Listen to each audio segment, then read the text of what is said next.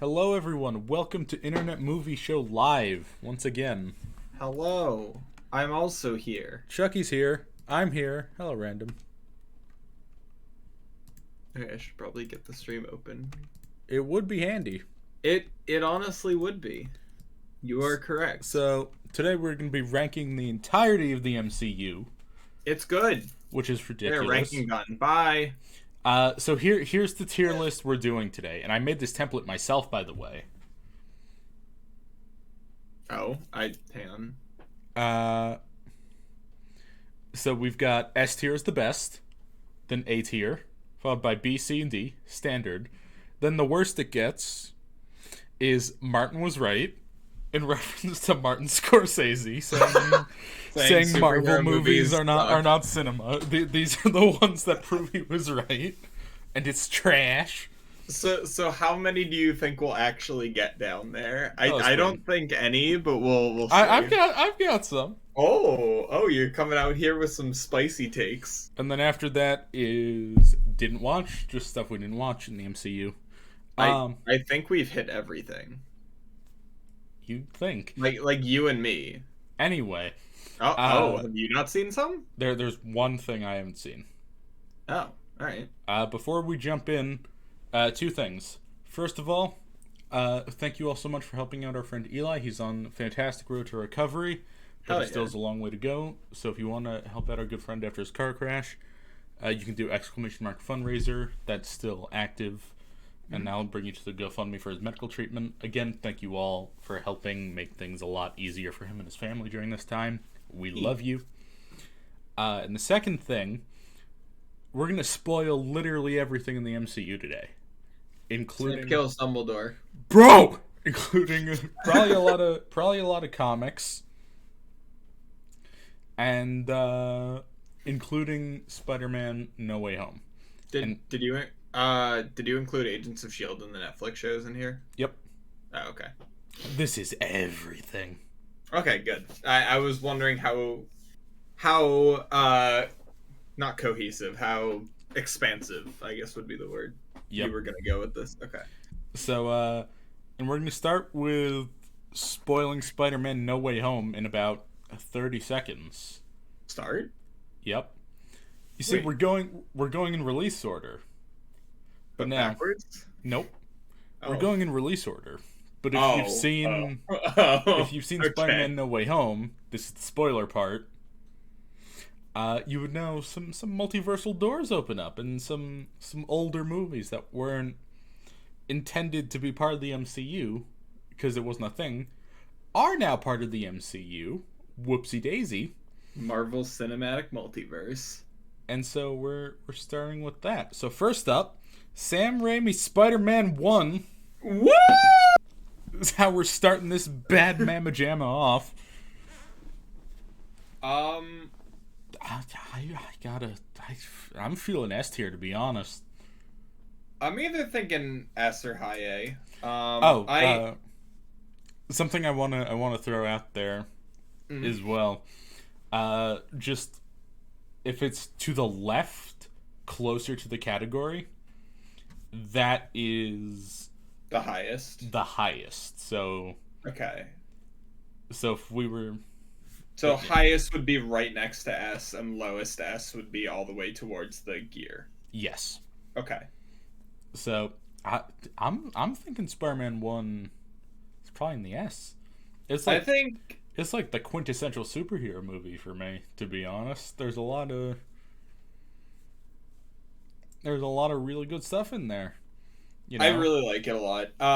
For me, I think a lot of it does come down to nostalgia, but I do genuinely we think did it just is watch it again recently. Yeah, no, and it still I holds do up. think it is like a genuinely good movie, and if if a kid today likes Spider-Man, fucking show them that movie. Yeah, like it's a really good Spider-Man movie. So I'd say, for me, they're high A, somewhere in S. I would personally put in S. Chat says B, you say A, so I will compromise and put in A. I mean, no, I agree with S if you think it is. Like I 'cause think it is. I think it's up there, but I feel like we're gonna have a lot of S's. Is the problem? Because you and I are both huge MCU fans. I don't think we're gonna have as many as you think. Really? Yeah. But okay. Like when I think of superheroes and superhero movies, the first thing that comes to my mind, as ingrained in my mind, is when the Goblin's like attacking the parade and everything, and Toby's running through the Times Square scene. Yeah, and Toby's running through the crowd. He's like taking the shirt apart, and the Spider-Man costume is there, and he's running into danger when everyone else is fleeing. That was so fucking cool, and that still holds up. It's goofy, it's corny, sometimes a little too much. That's the thing, is that it definitely, like, Spider-Man 1 especially hits the Raimi style. I'm actually gonna go high A. I agree with that. High A? Okay. I'm thinking high A for Spider-Man 1 to start us off. Alright. Okay, Samuel Ramuel's Spider-Man 2.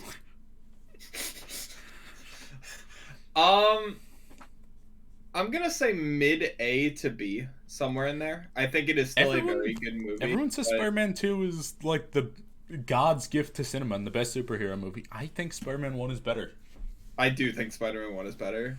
I think Doc Ock is a better character than Goblin, although Goblin is more fun to watch. I think it comes down to, I really do like Spider-Man 2 a lot, but my main issues with it is that it is definitely like a little bit of a messier movie than Spider-Man 1. Like, Spider-Man 1 is just, it felt like the comic just put on screen, and it's clean, and it wraps up everything. Now, there are a lot of quite literally comic panels pulled to screen for Spider-Man 2 as well, to be fair. If I recall correctly, when I was younger, I think I owned a comic readaptation of the movie. So, like, they took the comic, made it a movie, and then made the movie a comic with, like, the art style. It's not whack. Art style, but, like, the look from the movie. Yeah, it's whack. Yeah, I would also put it in... I would still put it in A, but lower in A than Spider-Man 1. I think A works. I'm going to put Spider-Man 2 right there. Alright, Spider-Man 3. Low B. Hang on. I think it is still good, but it's like, it is very messy. I was trying to find the black suit theme. Dun, dun, dun, dun, dun, dun. A rank purely for the dancing scene? Nah. Yeah, that's no. Ah. I would. Okay, high B. High B. How about high B? Nah, you're highballing it. Mid B. I think all the shit with the Osborns is dumb. He was killed by his own glider, Harry. Like, I think 90% of the plot of Spider-Man 3 it comes from the fact that the main trio of Harry, Peter, and MJ is just aggressively dysfunctional and doesn't talk to each other. They're all written very stupidly and very inconsistently with previous iterations in this trilogy, and they are just, to be honest, like MJ in particular, but also Peter a little bit, they're all just insufferable in Spider-Man 3. I think MJ... I feel like MJ too easily gives up on whoever she is romantically involved with at any given time. But also, he's she's just like flip-flopping all the fucking time in like all three movies, but especially Spider-Man 3. Pete's trying to empathize, and she's like, "This is about me, Peter." It's like, that was split. Like, everyone in that movie is just insufferable, to be honest. Yeah. So I'm gonna throw it in C tier. Ooh, that's a spicy take. All right, now we're getting to MCU Prime timeline. Here we go. Iron Man 1, the father of it all.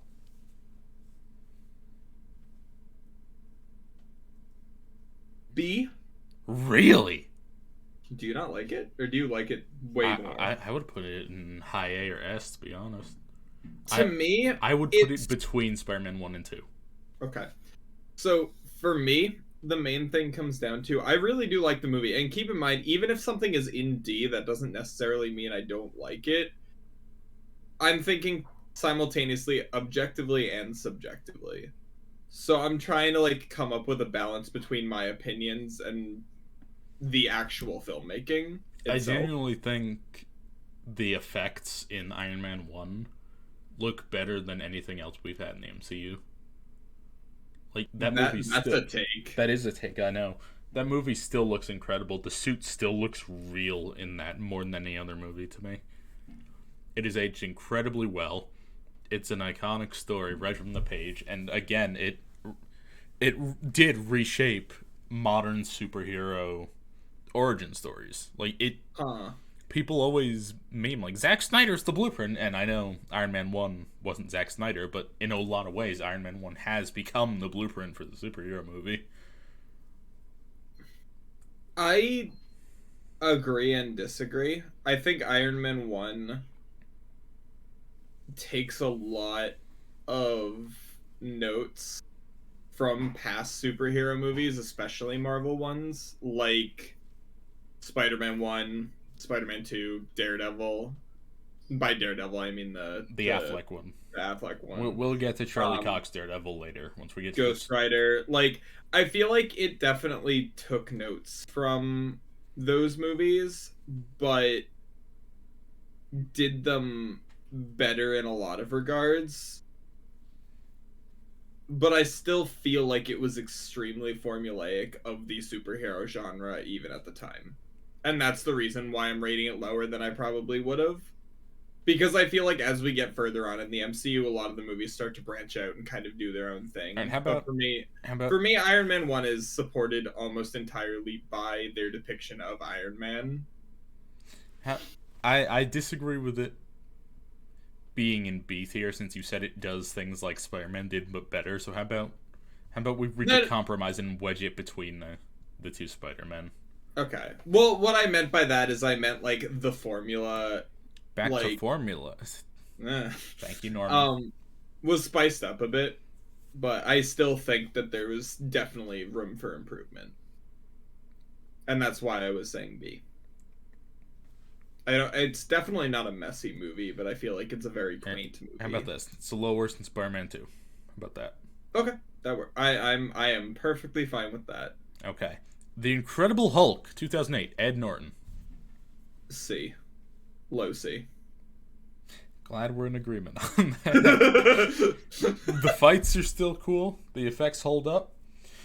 But everyone's fucking dumb in that movie.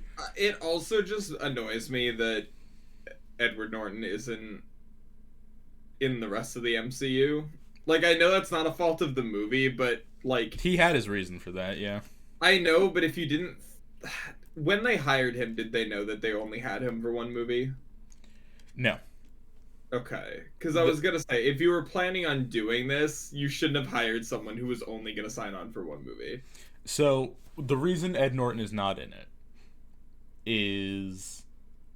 So, after this came out, Kevin Feige called him in and he's like, okay, so we're doing the Avengers, we're doing the MCU, we're putting it all together, yada, yada, yada. And Ed Norton refused to return unless he got a script writing credit for Incredible Hulk, even though he only did a few scenes. Mm-hmm. He gets a script writing credit for the Avengers, and he has complete creative control of all scenes involving Bruce Banner for the whole MCU, and he writes all Bruce's dialogue himself.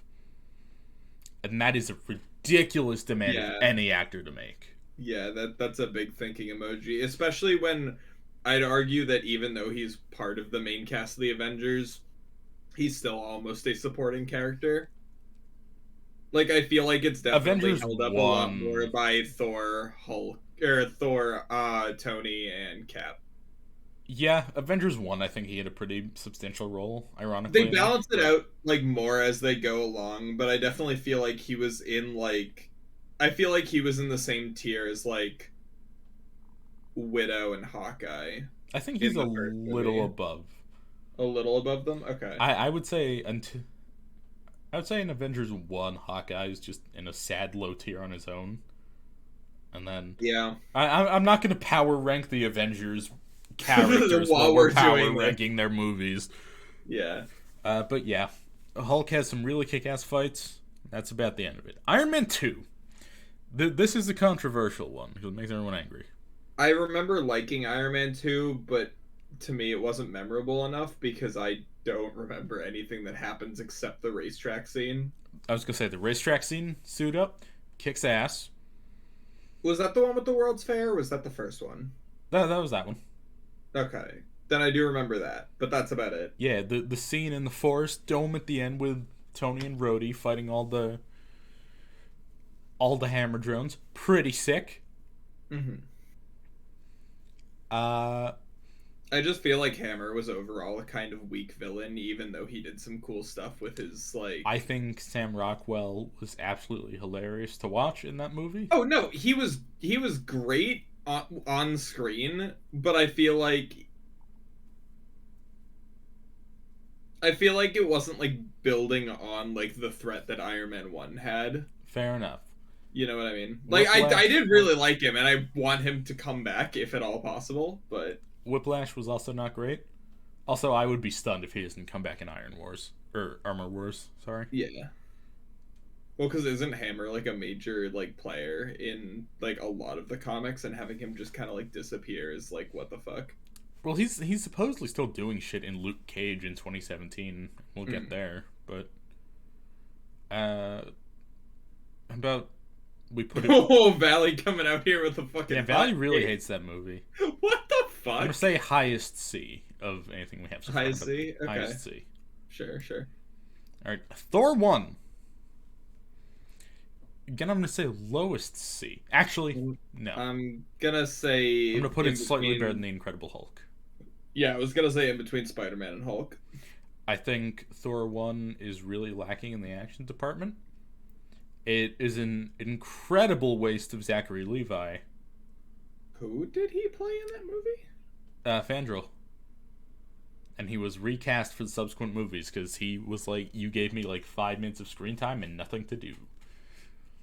Huh. I think... Also, I'm gonna go fuck off and do Star Trek. Zachary? That was Zachary Quinto. Was it? Zachary Levi Shazam. Ah! Okay, never mind. Sorry. Yeah. Apparently I am... You twisted your Zachs, yeah. Alright. Never mind. So... I think the Dutch angles from Hell are kind of weird, but I think if you look at Thor as a Shakespearean character study and not a superhero movie, it's pretty good. Don't kind of touch it anymore. So I'm gonna put that there. So real quick before we move on to the big boy, Sorry. I think that I have my own personal problems with the first Thor movie. Like, I think it was... I really like Thor as a character. I love Chris Hemsworth as the character, and, like, I love the universe, but I'm just not a fan of Thor carrying his own movie. And I don't know why. I think it's more of, like, a lot of the comedy and a lot of the cool of his character and, like, the interesting, like, character moments come from his interactions with other characters that are on the same level as him. Like him having conversations with like the rest of the Avengers, or him like talking with some of like the villains later on, like Ultron, and like other stuff like that. Like I feel like the moments are more... See, I actually have the opposite feeling. Really? I think Thor's really good in Infinity War and Endgame. In fact, I would argue Thor probably has some of the best stuff in Infinity War. We'll get there. But I think he's just drowned out in those movies a lot, and he's significantly better in his solo movies. I like... that's interesting. Because I do there are parts of Thor 1 that I really like the part where he's just fucking around in town, and he goes to, like, the bar and, like, shatters the glass and walks to the pet store demanding a horse. Right. Like, there's stuff that's great, and I'm like, okay, that fits the character, but I feel like... I don't know, there's something about the way that the movies utilize him and don't really have him interact with a lot of, like, different types of characters. I think that kind of, like, makes it a little boring to me in the end. But I don't know. Alright. So we happy with this placement? I agree with that placement. It's still a fun movie to watch, but it wouldn't be like my first MCU movie that I'd pick, you know? Yeah. I think of the early MCU, like Phase 1 pre-Avengers. Oh, yeah, like at the time it was very good. I think this is a weird way to describe it. Okay. But I think it is the one that most says, look at me, I'm a big boy movie with real filmmaking techniques. Like, it preemptively heard Martin Scorsese 10 years from then going, it's a theme park! And Chris Hemsworth went, ah! And Kenneth Branagh tried to do fancy angles and shit. You know? Yeah, like Iron Man 1 still, like I said, felt like a superhero movie. Thor, yeah, it didn't feel like, hey, we are making a Thor movie. Yeah, I feel like Thor, the movie, not the character, tried to punch up a bit, and it didn't work out too good. Yeah. But it made an effort, and I'll give it credit for that. Yeah. Captain America 1, the first Avenger. High B, low A. Low A? You go that high? Really? Honestly, I was going to put it between Spider-Man 3 and Iron Man 2. No, it's better than Iron Man 2. Yeah. I would have put it... I think I would have it be, like, the best of C tier. Interesting. I think it does what it's supposed to do really well. It simultaneously is like it's a war movie with superhero like undertones and cliches. The best like introduction of Steve Rogers we could have ever hoped for. Sure. Yeah. It perfectly establishes him and everything about him and how he goes about life. It's really good in that regard. Mm-hmm. I think it's the thing with like a lot of like the MCU is that they do make a superhero movie in the end, but they start from a writing standpoint like they're writing, you know, what it is. Like for example, you know, like The Mandalorian is written as a Western that just happens to take place in the Star Wars universe and just happens to be a Star Wars show. Right. Like that's the thing is like Captain America 1 is clearly written as like a wartime period piece, but happens to also have a super soldier in it, like, and a man with a red skull. Chat says Cap 1 has issues with some of the pacing, but I like the character and it really introduced Cap well and sets up his complex, fantastically for the future. I agree. That's It does a lot of symbolism that foreshadows stuff that his character has to deal with once he's put in like the modern main, setting. I would put it between Iron Man 2 and Spider-Man 3, maybe above Iron Man 2. Dude, I'm gonna say above Iron Man 2 since I rated it higher than you did. Chat says B. Do we want to just have it be the Lone Ranger of B tier for now? The Lone Ranger, yeah, sure. The Lone Avenger of B tier. Funny you've done that because it's time for Avengers. Here we go. Or Avengers Assemble to those of you in the UK. Did they really name it that? They did to avoid the spy show. Oh right, but that movie also existed here. Like it was released. Yeah, but no one cared here. Okay, fair enough. So over there, Avengers 1 was called Avengers Assemble. Just a bit of yeah, there's some trivia for you. Real quick, let's make let's put the Avengers TV show on this tier list. What, the animated one? No. I mean the British one. Oh no, we won't be doing that. With Sean Connery in a bear suit. I don't care about Sean and the bear. What are you thinking for Avengers 1? Also, obligatory disclaimer: Joss Whedon's a piece of shit. All right, now that that's out of the way, I'm gonna say low B. I'd say below Captain America. Yeah. I think that it is.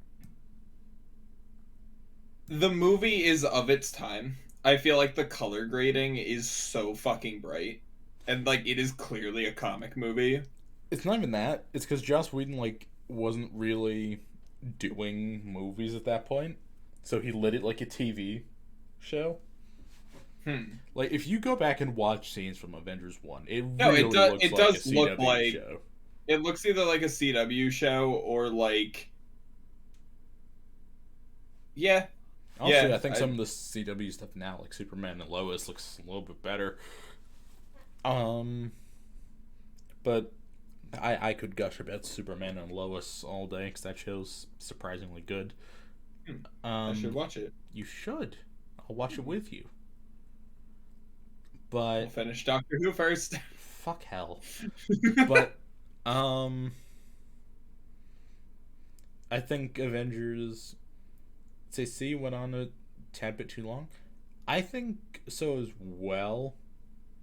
However, when it was released, it was such a huge thing, but I feel like it's not held up.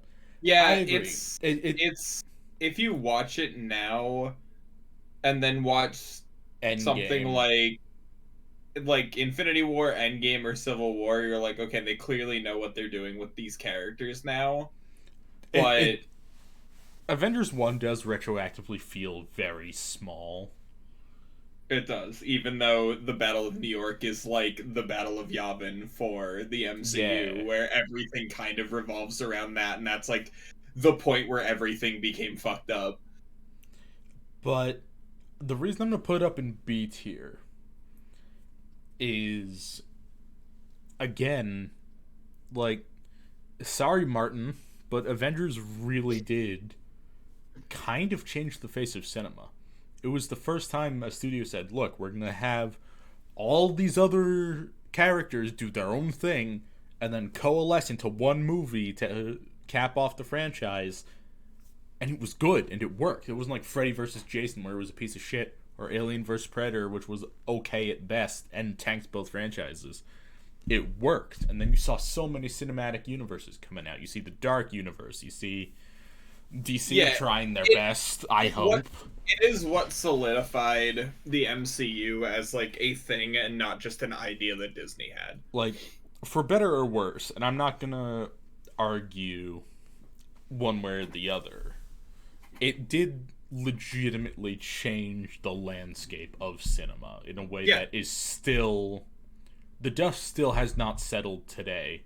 It depends whether or not you think it's a good thing or a bad thing, but it absolutely did do that. In 4 months... Sorry, 3 months and a week, Avengers 1 is going to be 10 years old. And the dust still has not settled in the theater industry, looking at how they plan their moves now. Just trying to play catch-up to what the Avengers had even in 2012. Yeah. So that's why I rate it as highly as I do. I think that it is still a fun movie, but it is definitely not meant to be taken as seriously as the MCU is now. Takes the event. Well, not even that in universe, the events of the movie are taken so seriously, but the movie itself does not hold a serious tone until like maybe the last 20 minutes, and even that has some goofy stuff in it. Yeah. Like, I think it would be like if you were watching... Let's do another Star Wars analogy.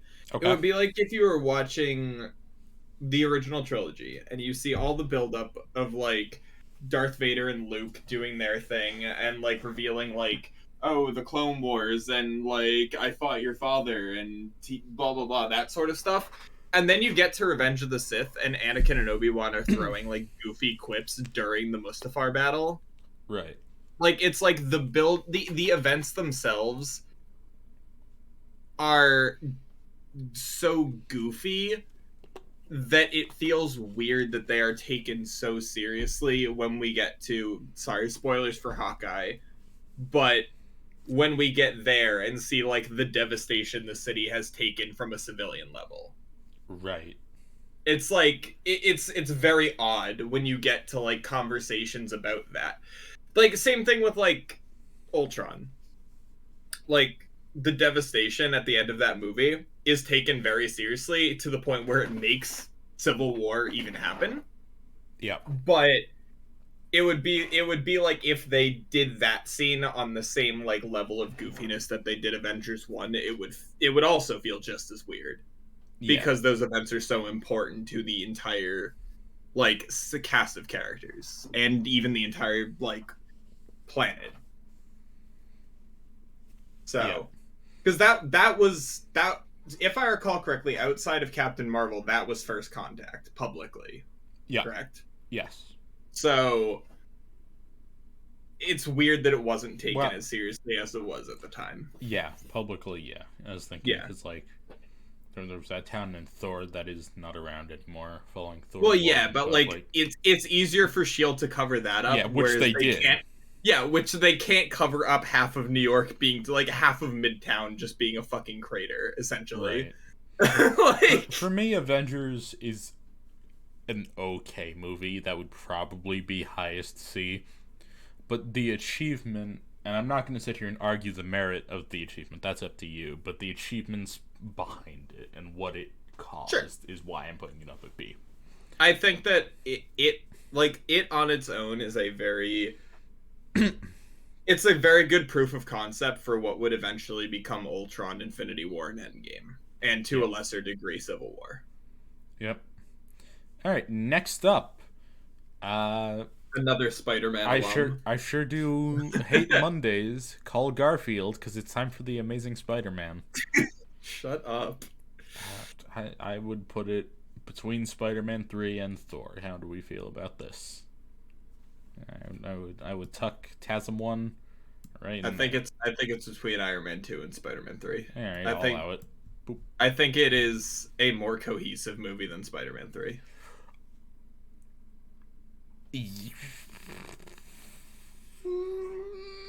Alright, I feel like you're wrong, but I know objectively you're right. What the fuck do you mean? No, we're gonna have this discussion. It's so... make your case. Well, like... To just...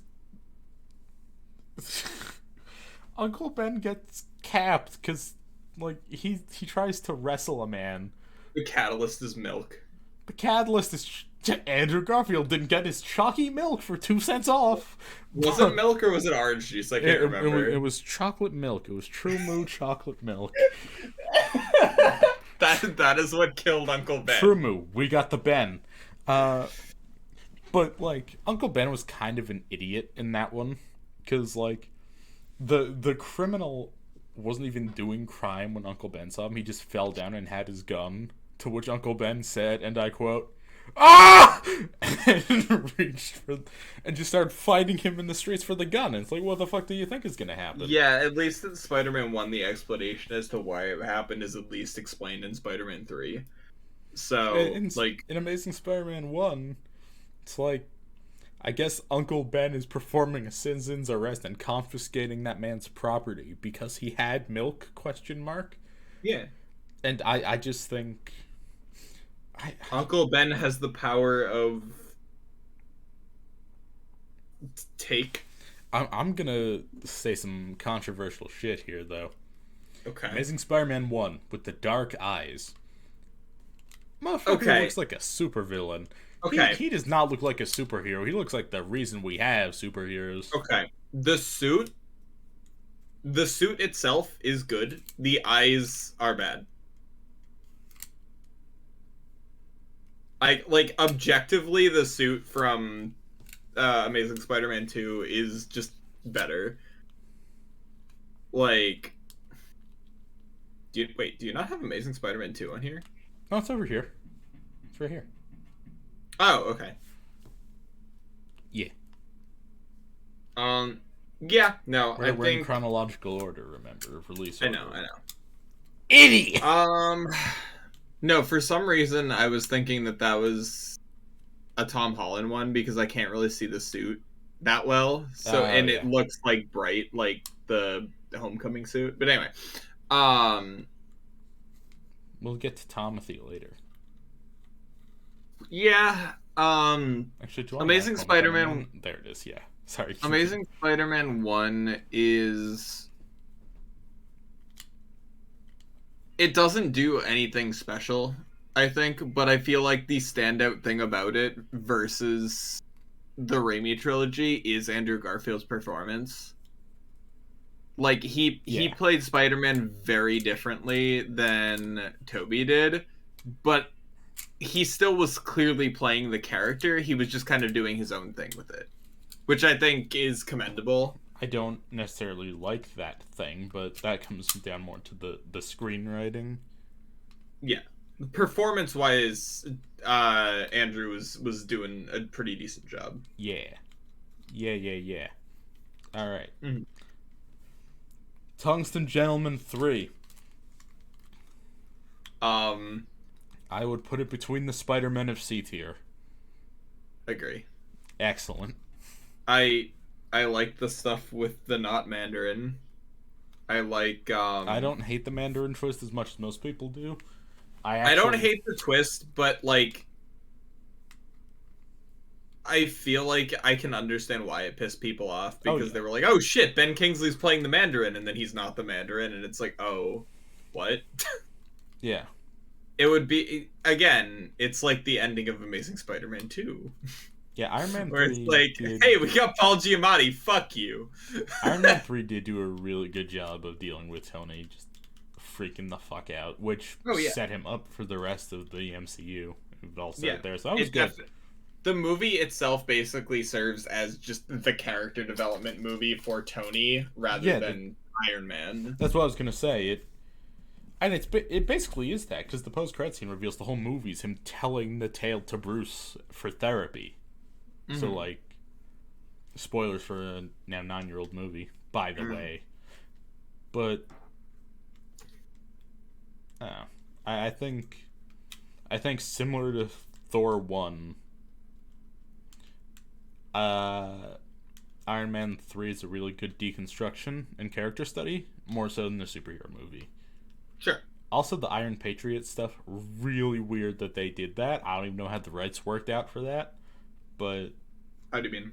It's Norman in the comics. Iron Patriot is Norman Osborn. Why? So he can become president and do Dark Avengers. It's a whole to-do. But somehow they got the armor and gave it to Rhodey. Not that I'm complaining. But is he considered a Spider-Man character or a Iron Man character? Like, what material does he appear in more? Avengers. So that's... So Disney owned that already. So it didn't matter who originally was him, the person with that name they owned. The armor, yeah. Yeah. Like how they changed Rhodey's actor after the first movie? Well, yeah, they had no choice, because Terrence Howard is crazy. Yep. Fucking teriology. What is it, base 3 that he uses? Oh, he uses his own shit. No. Isn't his math system in base 3 instead of base 10? Here we go. Time to look up teriology like again. That. I don't know if y'all are aware, chat, but Terrence Howard has his own math form. Here it is, personal life teriology. In 2015 interview with Rolling Stone, Howard explained that he had formulated his own language of logic, which he called teriology, good name, and which he was keeping a secret until he had patented it. The logic language would be used to prove his contention that 1 times 1 equals 2. How can it equal 1, he said. If 1 times 1 equals 1, that means that 2 is of no value, because 1 times itself has no effect. 1 times 1 equals 2, because the square root of 4 is 2, so what's the square root of 2? Should be 1, but we're told it's 2, and that cannot be.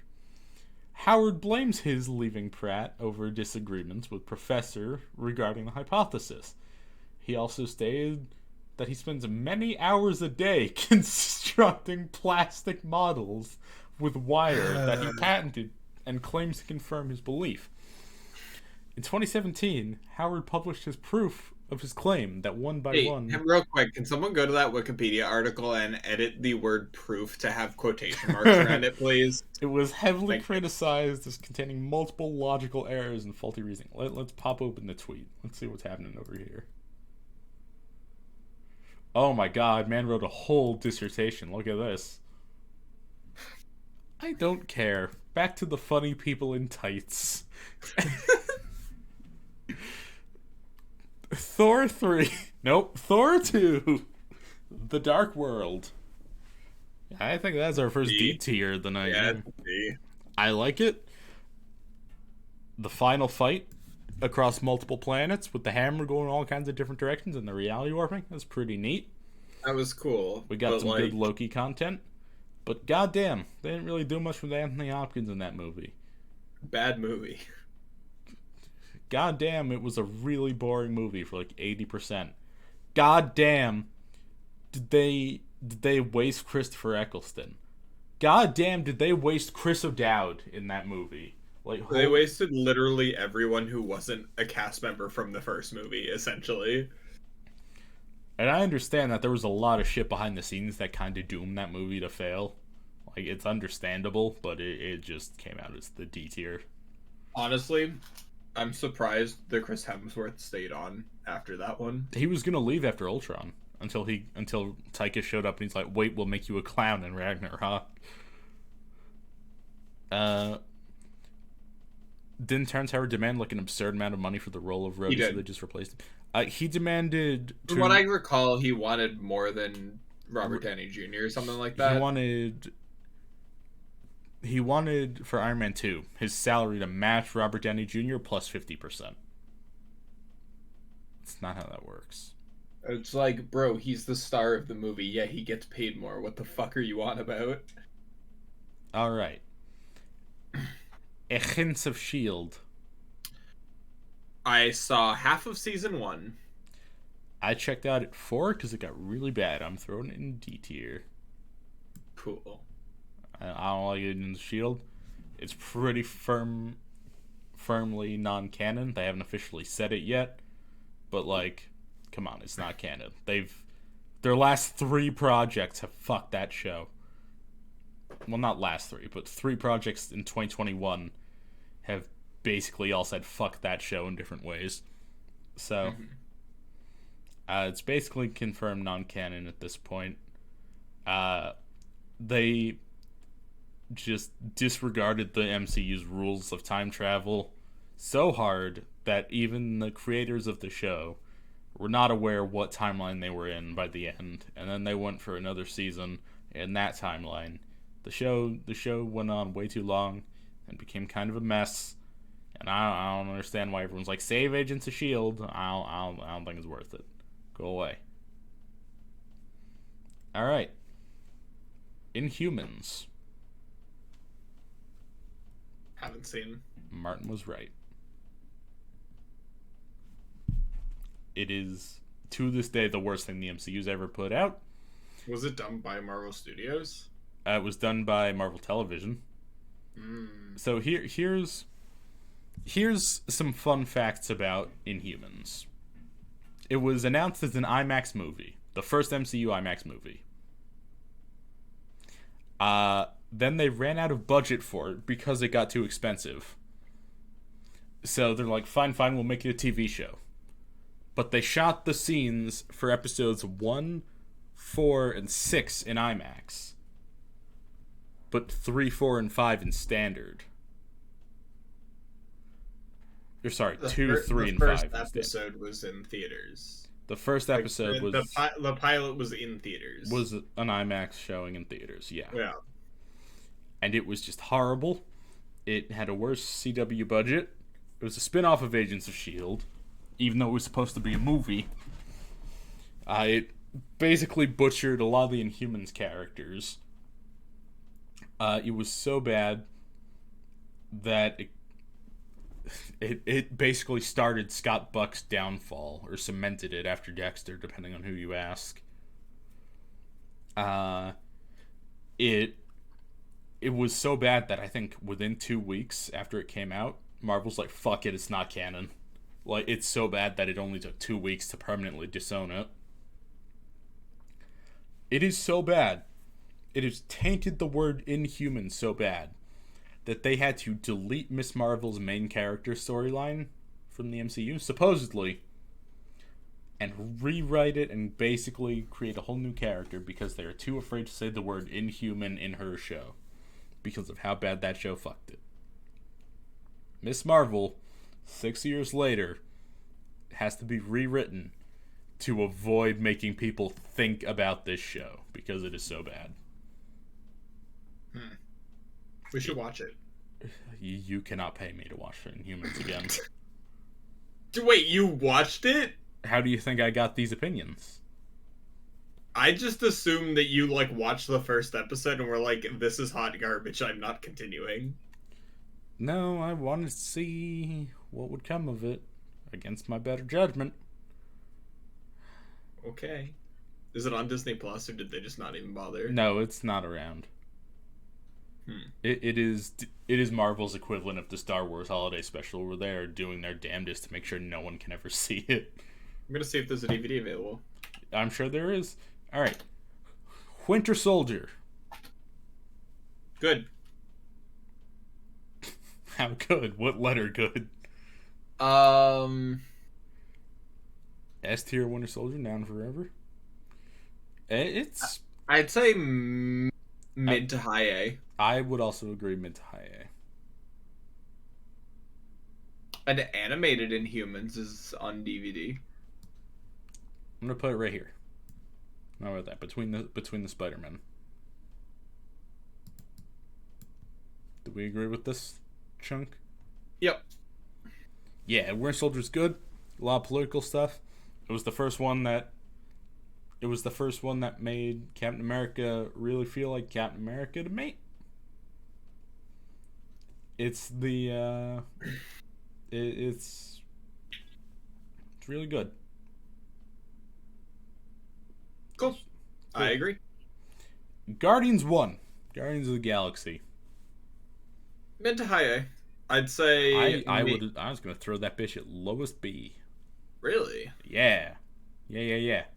I think it's just like a super fucking fun movie and very different from what Marvel's done in the past. And I agree. They do a really good job balancing out all the characters. I think it suffers from a little bit of mid or early 2010s Marvel problem, where the director didn't have enough creative freedom. So it's like half a James Gunn movie and then snaps back to being a Marvel movie, and it doesn't quite gel. I think it's extremely clean. What the fuck? All right, how about highest B? Sure. Because you say A, chat says A or S. I think it would have been lowest B. I'm gonna say highest B. No, I think compromise. Exclusively as being a piece of entertainment media, it is very good. It's not high art, but most of the MCU is not high art. I'm happy to call Guardians our gatekeeper. You have to punch above Guardians 1 to break into A rank. Okay. Alright, Amazing Spider-Man 2. Martin was right. I'm gonna see lowest D. Not Martin was right. I think there's still redeeming things in the second one. But I don't think it is good. But I still like Andrew Garfield's performance a lot. That's like the only good thing about it, though. The story is terrible and borderline incoherent at times. Correct. The CG's a little whack. CG I didn't have a problem with. The characters, whack. If you were not stopping me with your words, I would put TASM 2 and Martin is right. Just slightly better than Inhumans. I think the issue with that movie, comes down to they tried to do 3 different villains. Again, look how that worked out, Avi. You've tried it twice. Well, are you gonna try it again? I mean, they did it with 5 somehow. I know, but that's because competent people were working on that movie and not Mark Webb. Hi, Kevin. Hi, Kevin. Wait, they only 2 villains in TASM 2. No, Rhino counts. Oh my god, I forgot he was in the movie. Let's go. Remember what I was gonna say earlier was, imagine being a Rhino fan and being told Paul Giamatti is gonna play your favorite character, and he's in the movie for a collective maybe 5 minutes. To be honest, if your favorite comic character is Rhino, you deserve all the suffering. I don't. That's not true. That was not true. That was mean.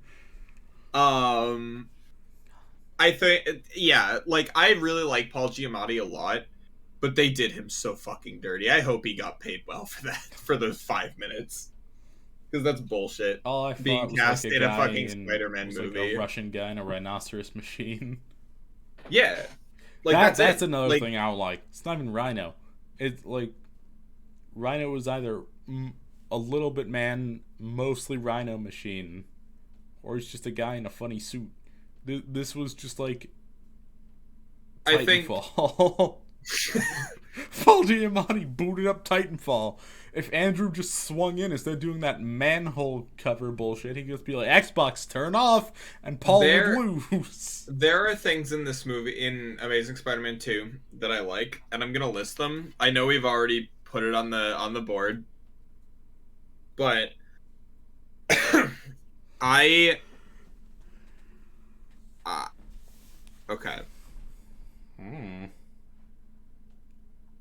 I like that. This is gonna piss some people off.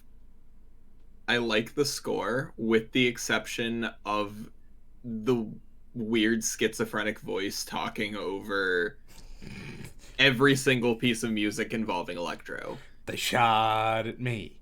They hate me. I actually really am a fan of using like dubstep and electronic music to like. I like that it goes with his powers. It basically turns his character into a light show, but I really have no fucking idea what they were like. I do understand it from a point because it's like what the character is thinking. But movies don't have fucking thought bubbles. Like you can't do that in a movie that otherwise you can't hear characters' thoughts. Like if the whole movie was like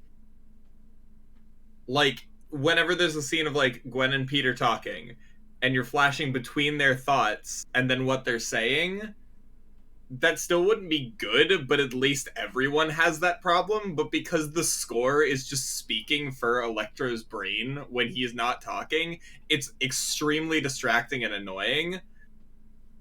But the score itself, I don't think is awful. And that's the same thing with the first Amazing Spider-Man. I actually kind of like the score from the first one too. The office distraction scene was pretty good. When Peter's like knocking like all the security guards over and like spilling coffee on guys, I kind of like that. I feel like that's very Spider-Man, I think. Yeah. The clock tower fight on its own is pretty decent, except for the very ending. But it's okay because that got a resolution and redemption in a later thing that we will talk about. Well, I don't think the fact that he lost that fight is a bad thing. That he lost, no, but the way that they handled Gwen's death is kind of dumb. I disagree. In fact, I think that's the only good scene in that movie. Like the only really good scene in that movie. His reaction to it is, I think it's stupid him trying to web her because that would have snapped her neck anyway. Yeah, but like even if she didn't hit the ground. That's the same exact fucking stupid thing that happened in the comics, though. And in the comics, it was because she didn't hit the ground, and it's the web did it. But then, so what you're telling me is it's just Peter being fucking stupid. Yeah. And not knowing how physics works, even though he's a fucking genius. Yeah. So, like, I genuinely think it would have been far more effective for him to just, like, web the ground, pull himself down, and grab her. Instead of doing this weird web thing. I don't know. That part bothers me a lot. The movie established that he didn't have time to do that, though. Okay, but also... Because his web barely reached her in time. So how would it have time to go past her and pull him down? He could have still slingshot off of other things, though.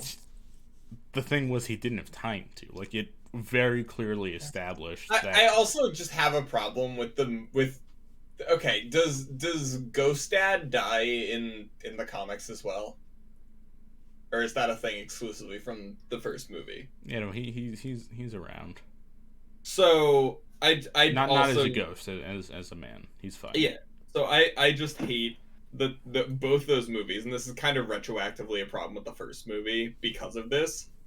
I hate that he's just slowly assassinating every single member of the Stacy family throughout, like, both movies. The first thing I said to you after we finished Amazing Spider-Man 2 was, in that timeline, Peter Parker has mathematically removed 40%, 40% of the Stacy family.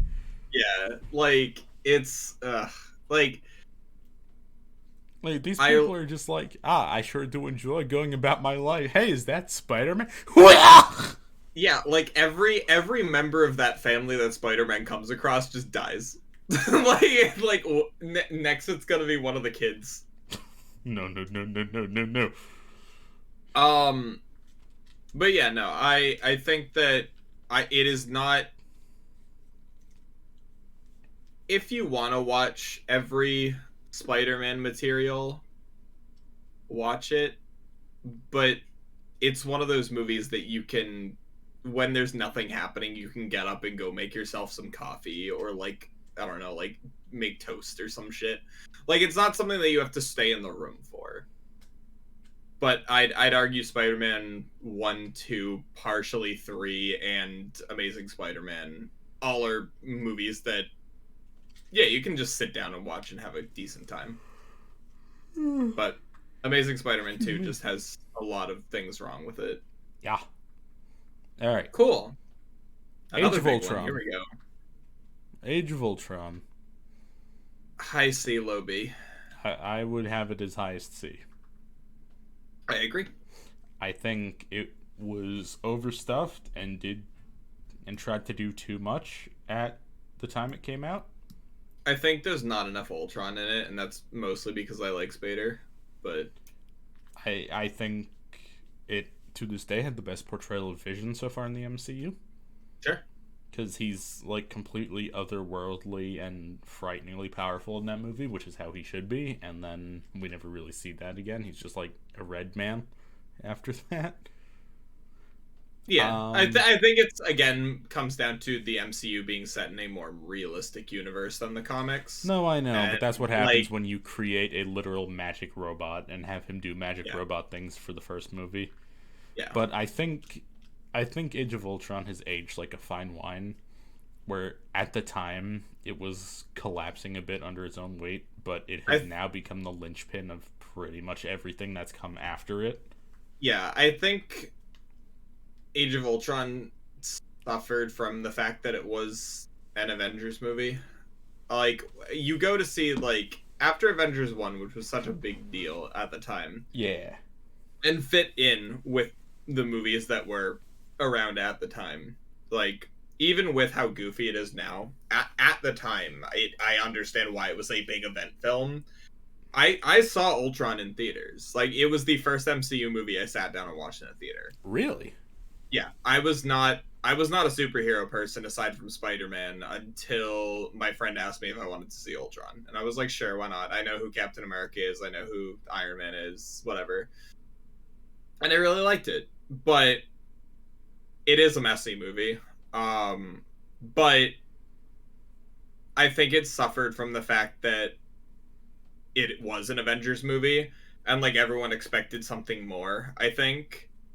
Yeah. And it, like, when you get to the end, yeah, the Quicksilver thing I'm still kind of pissed about, but, you know, that is he is the catalyst for what they were gonna do with Wanda going forward. Well, no, that happens anyway in the comics. Just the Quicksilver thing was just an unfortunate result of comic issues at the time, of legality stuff. Yeah. Because Wanda... Because the thing well, they were both X-Men characters, but Disney wanted them, but they were only given one of them, but they were allowed to use Quicksilver for a bit part. So the way it works is Wanda and Pietro are both X-Men, and they're both Avengers.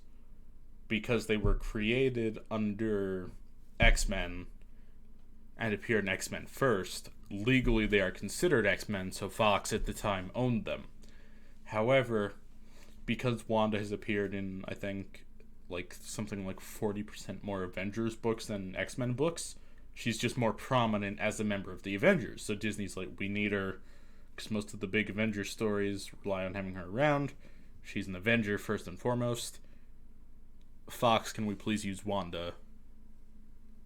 And in return, we'll help you with some shit. And they're like, fine, here's the deal. We're going to do Quicksilver in our universe, and we won't talk about Wanda. And in exchange, you can do Wanda. But Marvel goes, but everyone's going to ask where Quicksilver is. And so they go, fine, you get one movie to explain why Quicksilver's not there the rest of the time. He's got to go. Which sucks, because they cast him really well. Yeah. But now he's going to come back because he's Kraven, so who gives a fuck? Also, that's how we got Ego for Guardians 2 for some reason. Wait, really? Yeah, Fox owned him because in the comics, he's not Star-Lord's father. He's just like a random villain that Galactus fights sometimes. So he was... So Fox got him. So he was under Fantastic Four. Yeah, but then Fox is like, who the fuck's going to use Ego the Living Planet? No one likes him. We don't want him. And then James Gunn's like, allow me to introduce myself. So Fox was like, fuck it, take him. And then we got him for Guardians 2. Anyway, thus concludes comic legality history with John. Yeah, so Ant-Man. Ultron... Well, hang on. Yeah, we're going back to Bot movie. Well, we were still on it. You were just going on a Quicksilver. I'm sorry. I enjoy comic history. No, that's fair. So, yeah, I think, like you said, it aged well because Avengers movies aren't considered, like, event movies, quote-unquote, when watching, like, a full watch-through of the MCU now, until you get to, like, Infinity War and Endgame, like, the big... I would still consider the first one an event film. Okay, fair enough. Age of Ultron is weird, because it's like the hidden linchpin for everything that has come after it, to be honest. It is. Like, it's so weird how you don't think about it in the moment, because it seems like another superhero movie, but that's the big one where it's like, yeah, they handled it as best they could, but they fucked it up, and then that led directly to Civil War, and then that caused Infinity War, and it's a whole to-do. Yeah. Yeah, I think that it is better watching it now than it was then. Absolutely. All right. Cool. Ants. Ant-Man. Ant film. I would put it right between Amazing Spider-Man and Iron Man 3. Really? I would. I'd say between Ultron and Iron Man 3. That's Iron Man 2 next to Ultron. Right, sorry, Han. Okay, I'd say Iron Man 2 and Spider-Man. I will agree with that, sure. Okay. I think that if you think about it on its own, it's just a fun movie. Yeah. Like, it doesn't relate to a lot of the series as a whole for the most part, but... I mean, he fights an Avenger in it, so, like, there's that. Well, yeah. But, like... Here's a weird MCU fact. For both Bugmen, Ant-Man and Spider-Man, the first person we see them fight on screen in the MCU is Falcon. For both of them. Huh. That's so weird to me. Wait, no, he fought Cap first in Civil War, right? Nope. Really? Yep. Huh, interesting. Yeah, he took Cap's shield, and then Ant-Man popped up, pushed him over, and then Tony's like, go get Bucky and Sam, and then he kicks through the window and hits Falcon. Interesting. Yeah. Yeah, I think on its own it's just a fun movie. It's pretty fun. Aside from the existence of Ant-Man, which granted is pretty big, I don't think it adds a ton to the larger world. Sure. So yeah, Ant-Man's pretty good. Cool. This one. You know where I'm putting this one. High A to mid S, somewhere in there. I'm throwing it right in S, baby. All right. I'm a simp for that show. Daredevil. I firmly believe Daredevil's the best thing in the MCU, and it may remain that way for a long time. I think Charlie Cox is probably the best cast actor in the MCU, aside from maybe Robert Downey Jr. And I think every single episode of that show is a work of art. Daredevil as a character in the comics has consistently been the highest quality for 30 years, and it translates into the show, which is absurdly high quality all throughout. I will die on this hill. Both in comics and in the MCU, Daredevil's the best thing Marvel's got. It's fucking fantastic. And they know it since he's back. And they know it, because they're like, fuck it, we don't even own the rights to that show, but we're making it canon and keeping it canon, because it's too fucking good to not do. Yeah. Daredevil's the best thing in Marvel. I'm fighting anyone on this. So, yeah.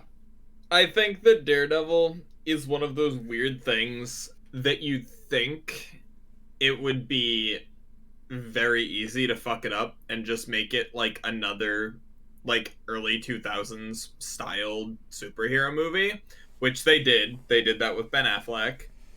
I still will die on the hill that the Ben Affleck movie is the only thing the character has ever been involved in that is less than a masterpiece, aside from like Disney Junior shows that don't really count as like high art. Not the comics in this is high art, but you know what I mean. Huh. Like real stuff. Anyway. Interesting. Yeah, I simp hard for that show. I think it's fantastic. Okay. Yeah. Yeah. Okay, fair enough. You know where I'm putting this one. Jessica Jones? Yeah. Where are you putting it? I'm gonna say high A, low S. I genuinely think that show is fucking great. I think that, like... I think season 1 is really good. I agree. I think we should have done separate seasons for each one. I just thought it'd be better to do it as a whole. I think it's more of... I'm mostly talking about season 1 because of you-know-who. Yeah. I just think like, season 2 I really like... are both I really like bad. Jessica as... I really like Jessica as a character, but the show is made by David Tennant as Purple Man. Yeah. I will So I will grant it high B. How about that? Okay. High B on the merits of Tennant carrying season 1. Can we actually throw it? Yeah, okay, fair enough, because the other seasons, yeah. If we were doing separate seasons, I would have put it in low to mid A. If we were doing season. separate seasons, I would put season 1 in like high A. Like probably season 1 on its own, I would put between Winter Soldier and Spider-Man up in A. Okay. Yeah. But I agree. Wait, Spider-Man 1 or 2? Oh, that's 2. Sorry. Okay. Yeah, right in the middle. But okay. The other seasons of Jessica Jones are just so not good to me. I feel like they're not good. The issue is that they're coming after Bennett's performance, and it's hard to top that. I think season 2 just flat out is not good, to be honest. Okay. Alright. Civil War.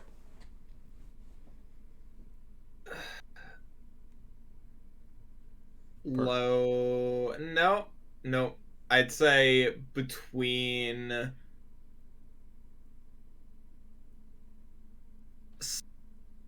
Spider-Man 1 and Winter Soldier. Really? Maybe higher than Spider-Man 1? Like, I honestly don't know. I would have put it between Guardians of Jessica Jones. Really? Yeah.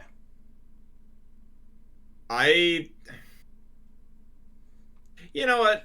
I'm actually gonna lowball it a little bit between Winter Soldier and Spider-Man 2. How about we compromise and put it at the lowest of A then? Okay. Because I think a lot of that movie is really good. However, it's like I still think that it's weird that it's a Captain America movie when Tony is featured so heavily. Like, it should just be called Avengers Civil War, and I will stick by that. it makes more sense to me as a Captain America movie because the whole story at its core is about Bucky. I know, but I just think the main problem with it for me, and the reason I don't have it higher, is people say Zemo's great at adapting to shit, and I guess, but like, for Zemo to win in that movie, things that had to go right. In the span... is this more of like a Zemo's Jigsaw kind of thing where he is. has to know everything in order for his plan to work? In the span of 3 days, Bucky had to be in Germany on his own for no reason, because that's where he felt like hiding. Wanda had to independently fuck up an Avengers mission without Zemo's involvement. Wakanda had to announce their presence for the first time in 2 decades. That's 3 things already. Then they had to successfully capture Bucky independently of Zemo. And then Peggy had to die of natural causes during that same 3-day window as well. Like, how could you even possibly predict any one of those things happening? Yeah, okay, fair enough. Like, all Zemo was doing was trying to hunt Bucky. Is he not omniscient in the comics? I just sort of felt like that was No, he's just a funny Hydra man in a purple mask that walks around directing Hydra people. Okay. Like, I don't know. I felt like that was just something that was like directly from the comics that they were just like, all right, we'll just put it in the movie because it's a decent enough explanation. His only goal in the movie is, and that's convoluted as hell too. His only goal in the movie is get Bucky to the bunker in Siberia, so Steve and Iron Man will be there at the same time, so Tony can see the footage, so they can fight. Why don't you just show? Just show him the footage and have him go and shoot Tony, or just Dropbox it to Tony. Yeah. No, more things. We're gonna go through the whole list again. Okay. For Zemo to win Civil War, Wanda had to fuck up in Lagos and kill a lot of civilians. I'm gonna mute for a second while you do this, but I'm still listening. Wanda had to fuck up Lagos and kill a lot of civilians, which means Crossbones also had to have a suicide vest. Wakanda had to announce themselves at the UN. Let's see, what else? Wait, hold up. I'm also, while we're talking about Crossbones, they wasted Frank Grillo, that is all. Yes. Fucking Wanda had to mess that up. Wakanda had to show up at the UN. Bucky had to already be in Germany. T'Challa had to be in the bunker. Tony had to have broken up with Pepper, so he's emotionally compromised in that window. Peggy had to die, so Steve's fucked up in that window. Plus, Vision had to fail at talking to Wanda at this time. Plus, he had to have known that Tony would lock Wanda up. I don't know. There's like... I really like Civil War. I think Spider-Man and Black Panther are both handled incredibly in that, and that is the movie I look to when I want to see either of them at their peak. But god damn it, it does not feel like Zemo should have won that. It feels like he had a whole other plan he was trying to do, but got a freebie because the Avengers were just so bad at everything that week. So Zemo's just sat there and watched them fuck it up, and he just pushed the button to make things happen a little faster. Yeah, I agree with that. Civil War, I think, is a very good movie to watch. It's one of those movies that you kind of have to turn your brain off for. Like, if you overanalyze it like we're doing, sure, it starts to kind of fall apart. But, like, I honestly didn't even realize that you're right about that, and I've seen it like 4 or 5 times. I think it is just one of those movies that is definitely written from the perspective of we need an excuse to get all these characters together and do some whack ass shit.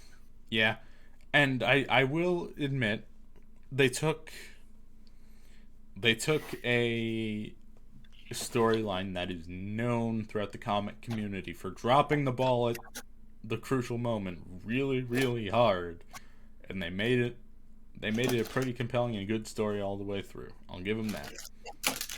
Sure. Okay. Cool. Doctor Strange.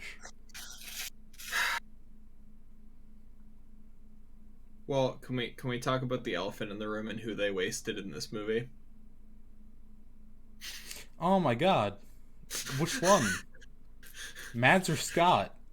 Both. They somehow in one movie managed to, because both those characters are dead by the end of the movie, right? Yeah, but to be fair, Mads said he only wanted to do the one. So, like, Mads wasn't come back to be... There was no world in which Mads came back to be a big franchise character. Fair enough, but I feel like you could have used him a little better. Probably. I don't know. I feel like the way they definitely handled Strange's transition from being a normal dude into a wizard is really interesting and compelling. But they absolutely wasted both Scott Adkins and Mads Mikkelsen. Yeah. And I really like that movie, but it kind of hurts to see that, because I really like Scott Adkins. I think he is extremely underrated when it comes to stuff, because he's in so much just like kind of cheapo action movie, but he is honestly a really good actor, and I'm sure we'll really see him again. Bothers me. I'm sure we'll see him again at some point, because he's coming up on his window where they can justifiably recast him as like another character without it coming into question. Like, I think the MCU has like this thing where it's like after 6 to 8 years, it's possible to recast someone. Because Gemma Chan, they reused in only 2 years, so like... Yeah, that was still kind of weird. Yeah, but she was blue in one, so... I guess it kind of undermines my point a bit, but like... Yeah. There have been so many characters they've recast and actors they've reused, like... No, that's fair. It doesn't matter to me at this point. I think Doctor Like, the main Strange... villain of Luke Cage Season 1 is about to be Blade, you know? Yeah, that's... I really like Mahershala, but that is a weird choice. Like, I feel like if they wanted to use him for something bigger, they should have waited. Yeah. But maybe... But, well, like, to be were fair, they... They didn't own Blade at that point. He was still... Yeah, true. He was still in Foxtown. Okay, fair enough. So I'm gonna say my personal placement for Doctor Strange 1 is gonna be maybe between Guardians and Jessica Jones. I'll accept that. I was gonna put it lowest A. Okay. I think that both Guardians and Doctor Strange are really fun movies to watch. Like, both of them are definitely spectacle movies too. Oh yeah, I like still, you can just watch it, turn your brain off, and be like, I "Whoa!" still think Doctor Strange 1 and the fight with him in No Way Home as well have the best visuals of the MCU thus far. Yeah, like the city fight in No Way Home. Yeah, like and, anytime Strange uses his powers. Yeah, throughout the MCU, like especially in the 1v1 with Thanos as well. Anytime Strange is like, okay, I have to really fight, it's always fucking awesome to watch. Yeah, definitely. And I think it also helps that both Guardians and Doctor Strange are kind of standalone movies. Like, you don't need to know much more about the universe in either of them to understand the characters' motivations. It's not like something like even if you know nothing about the MCU at all, like, you can throw on like half of it and still be caught up for the most part and just not catch some references. Like, you can throw Daredevil on, or you could throw Jessica Jones on, Doctor Strange, Guardians of the Galaxy, Ant-Man. Like, pretty much the only thing you need to know from Ant-Man is that Falcon exists, but he's just a cool guy with wingsuit. Yeah. And, like, that's pretty much all you need for Ant-Man. Like, a lot of it you can just throw on. Like, I know a lot of people complain, like, oh, I need to watch 8,000 movies, but you really don't, aside from the Avengers movies. Like, pretty much everything else you can kind of watch on its own and in its sub-series. So, like, obviously you can't watch Winter Soldier after watching Captain America, or without watching Captain America 1, because you need the setup of who Steve is. But, like, each series can be watched independently for the most part. There's a few exceptions, but... Yeah. Okay. Sorry, yeah. Luke Cage... I'm gonna throw between Ant-Man and Iron Man 2. How are you feeling about that? I'm gonna say above Iron Man 2. Just above. Alright. I think season 1 started out just a tad bit weak. But otherwise, I'll allow it, sure. I think that it's one of those things that's definitely more of a character study film of, like, everyone involved. Or not film, but show. I don't know like, if I see that. I think to me, like, the action's really good, but, like, I think, like, for me, it's more of an intrigue show. Like, it's, like, figuring out, like, who's doing what, kind of. Enough. And that's the same thing with a lot of Daredevil and a lot of Jessica Jones.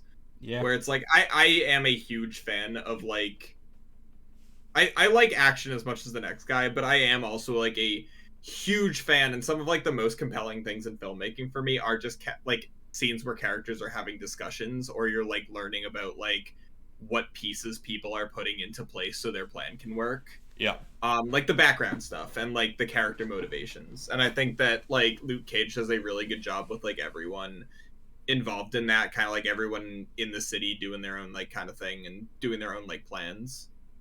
Sure. Fair enough.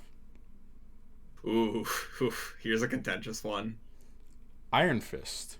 Okay, where's your placement? Because I will figure out mine after you tell me yours. I think I would put the immortal Iron Fist, sworn protector of Kunlun, and destroyer of the Hand.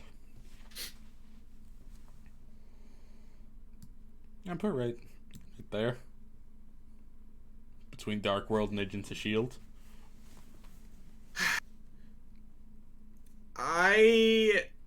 Let me throw out an addendum. I agree, but I wish I could place it higher, because there is stuff that works for me, but... Yeah, let me throw out this addendum to that, and the only reason it's not in the Martin was right category. Okay. God bless Jessica Henwick. Like, she is great in all her shit, but she is really doing everything she can to keep that show alive. I'd also definitely say, like, the funniest thing is the weakest part of the show is anything involving Danny. And that bums me out, because I really like him in the comics a lot. We dedicated a whole ass Harry Potter stream to me ranting about how badly they butchered Iron Fist in this show. Yes. So I don't want to get into it too bad again. No, it's fine. I think this is the place to get into it. All right. John knows my stance on Iron Fist in the fact that I wish it was just a show about Ward and things going on at the Rand Corporation. Like, I wish there was a lot more just, like, intrigue and shit with him, because the Iron Fist stuff is so fucking weak and boring most of the time. Like, it's just, he walks into a place, gets mad, punches a bunch of people, and then gets mad that he doesn't get what he wants. That's the entire fucking show. Yep. And it's really fucking annoying. And, like, to me, it didn't feel like... Let me tell you that. Yeah, to me, it didn't feel like a slog to watch, because I always knew Ward was right around the corner with some, like, weird fucking plan that he's doing. Like, because, like, you'll have a scene of, like, Iron Fist being pissed about shit, and, like, people just, like, attack him for no reason, and then he beats them up, and it's just like, they're stopping my plans, and then you'll cut to, like, the fucking apartment where like, I forget the character's name, but Ward's dad is Harold Meacham is in his apartment, and there's, like, what was that scene where, like, he kills, like, literally fucking everyone, and Ward's like, whoa, take it easy, man. Yeah. like you'll have, like, a scene like that where, like, there's something really fucking cool coming, but you have to get through the Iron Fist scene, which is the problem because he's the fucking main thing character. Yeah, it's I think like the main thing for me, one, they don't write Danny Rand like Danny Rand. Because the thing is, I've said this a million times, he's supposed to be the one who doesn't get angry in Marvel. He's the chillest, most zen motherfucker. That is his only character trait. His whole deal is he's lived in a fucking monastery and trained to be a cool guy. Like, that's his whole deal. That is his only character even trait. From the show, they set that up, but then he starts interacting with people, and he just falls apart. Honestly, I think that is kind of funny that a man spends his whole life training to be calm, and then he just comes back to New York and just then starts 5 fucking shit minutes up. in New York, and he has a mental breakdown. It's a city, man. I also think it doesn't help that the fight cuts and editing are terrible, because like so many people that have worked on the show now come forward and said Finn Jones just refused to learn the choreography. So they had to edit around to make it look like he knew what he was doing. They had to edit around him just literally flailing aimlessly on the day they had to shoot. Which is annoying, because there's several other characters in the show who deserve the power of the Iron Fist more than he does. Colleen Wing, Jessica Henwick. Yeah. Like, there are so many fucking characters that are trying their goddamn hardest to make the show work, but they are all anchored by someone who literally could give less of a shit that he's in a Marvel thing. And that carries over to our next doodad, the Defenders, which I would also put right there. Nah, I don't remember anything about Defenders. Swap them. I literally, put Defenders here. For an event miniseries, I do not remember anything about Defenders. Aside from the fact that it sets up Daredevil season, 3? Yep. Let me tip you in. The Hand is back. Sigourney Weaver was here. Yeah, remember she was in the MCU for a whole 11 hours. Wait, 11 hours of... Alexandra, the head of the Hand. Right. And, literally, it's everyone on both sides beating the shit out of Danny because he's so angry and making bad choices that even the other Defenders are like, you have to be stopped, and they just beat the shit out of him. And let me tell you, as a comic fan, it really sucked watching Iron Fist, the greatest martial artist aside from Shang-Chi in the Marvel Universe, lose a fight with Daredevil. However, as a Daredevil fan, boy, did I like watching that fight. Also, another thing, I don't remember if he did Defenders or not, but he did the Inhumans and he did Iron Fist. We have to keep Scott Buck away from television. He did the early seasons of Dexter, or the later seasons of Dexter. He didn't even do the good stuff. No, prior to their revival. Then he went immediately to Inhumans into Iron Fist. Like, Scott Buck has a reputation in Hollywood for being the guy that will do your show before the deadline and under budget to squeeze as much out of it before you cancel the show you've already decided is doomed. That is what Scott Buck does. So basically, yeah. Basically, it's like if you want to keep the show running or you have an obligation to keep it running, but you know you're going to get rid of it, you just hire him and he'll just run it into the ground but still make it vaguely watchable so that people will watch it and then just get mad. Let me put it this way. Your prized racehorse has just died. There's been an accident. Your horse is dead. Seabiscuit is deceased. Goodbye, Toby. Your racehorse is dead, but there's still some money to be had. So what do? We call Scott Buck for a quick 1-2. He's going to beat that dead horse just a little bit. He's going to get one last hit on that dead horse to get a little bit of extra money out of it, and that's Scott Buck's whole career. Mm-hmm. And I hate to shit on people specifically on Twitch or on Internet Movie Show. But goddamn, does Scott Buck just really not care about anything? that's my Iron Fist related Netflix rant over. Good. Yep. Guardians 2.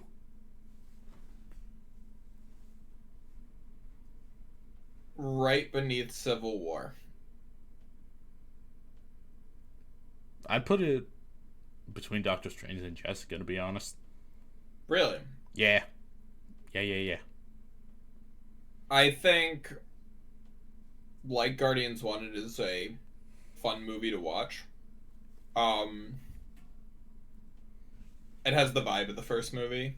Like, not just the soundtrack, but just the way the characters are interacting to a point.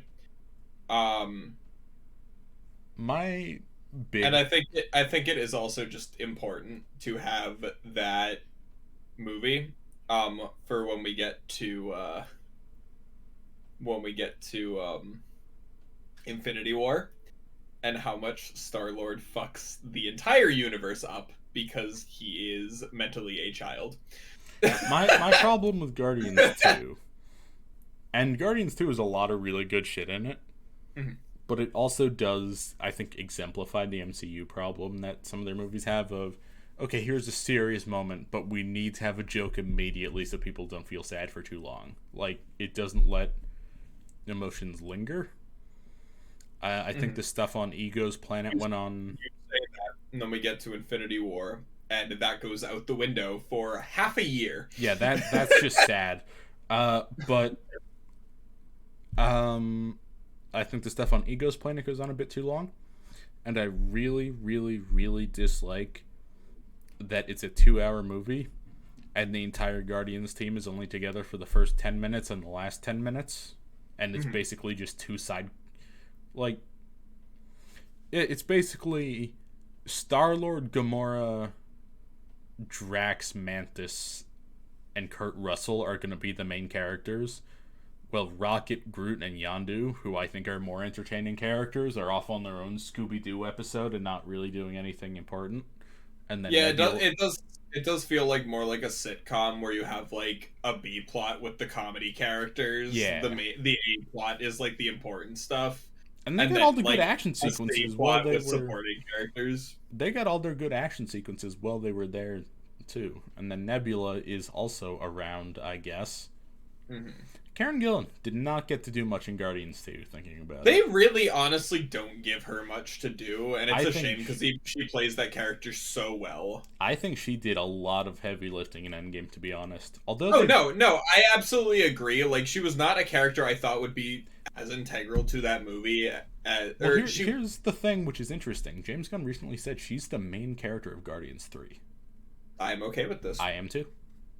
I think her like dynamic is so interesting because, like, correct me if I'm wrong, but the Nebula we have currently in the MCU was the one that was reset, right? No, sorry, that was Gamora. Yeah. So she's basically swapped places with Gamora in terms of like their connection to the main cast, which is really interesting. Yeah. Because Gamora's like, I don't know you except the other version of me knew you, but like Thanos is a dick. And now Nebula was like that in like it was like that in like the first movie where she's like Thanos and then like fuck. Yeah. Like but now she's like the main like one of the two, which is really interesting because the dynamic has swapped so hard and it's really cool. Yeah. So yeah, I would put Guardians probably. Yeah. I agree. I've been my mind has been changed. No, that's where I would put Guardians too. All right. Spider-Man Hoko, which again had the Avi Arad signature of 3 villains in it. Technically 4. Huh. We had Vulture, we had Shocker, we had Tanker, we had Scorpion a little.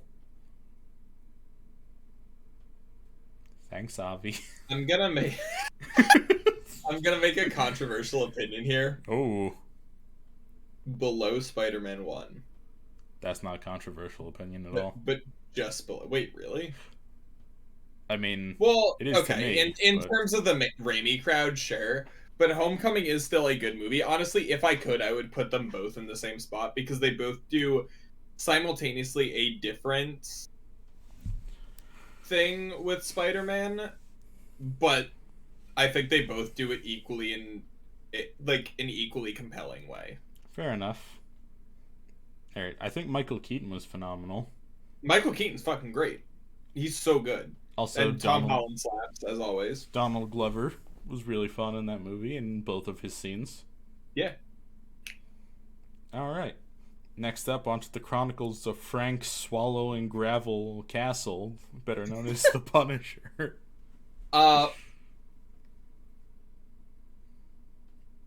Somewhere above Spider-Man 1. So either high A. I think season 2 was weak enough that I would put it between Guardians and Jessica. Really? Yeah. Season 1's really good. Season 2, not so much. See, I like both seasons a lot. I think the stuff with Billy in season 2 is pretty good, except it kind of solves itself. I think the stuff with Preacher goes on way too long, and it doesn't have a real resolution anyway. Like, they both just give up and say, you want to stop fighting? Yeah, okay. Which is the least Punisher way of solving things ever. Yeah. Let's say between Doctor Strange and Guardians 2 then. I'll allow it. I can get with that. Alright, Cloak and Dagger. That goes in the haven't watched for me. Yeah, same. I didn't even know that existed. I don't have Hulu. Alright, Thor Ragnarok. I'd put that between Spider-Man 2 and Iron Man. How are we feeling about that? I was gonna say below Civil War, but above Guardians. Okay, so bottom of A? No, I'll the allow bottom it. of A.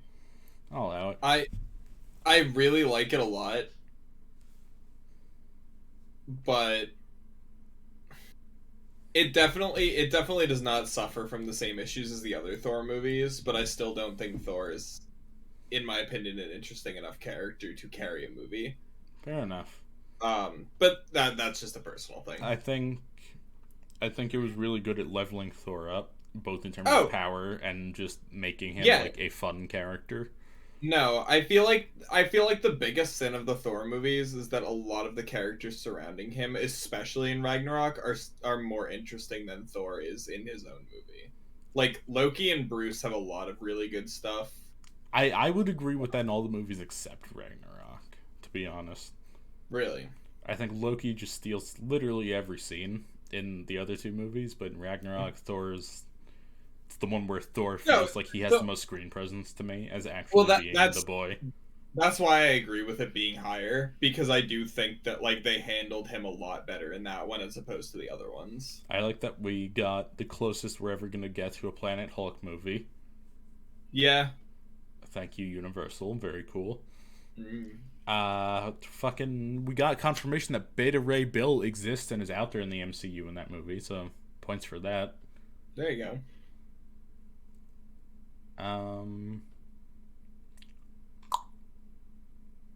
Yeah, it's got lots of funnies and some genuine emotional moments too. Yeah.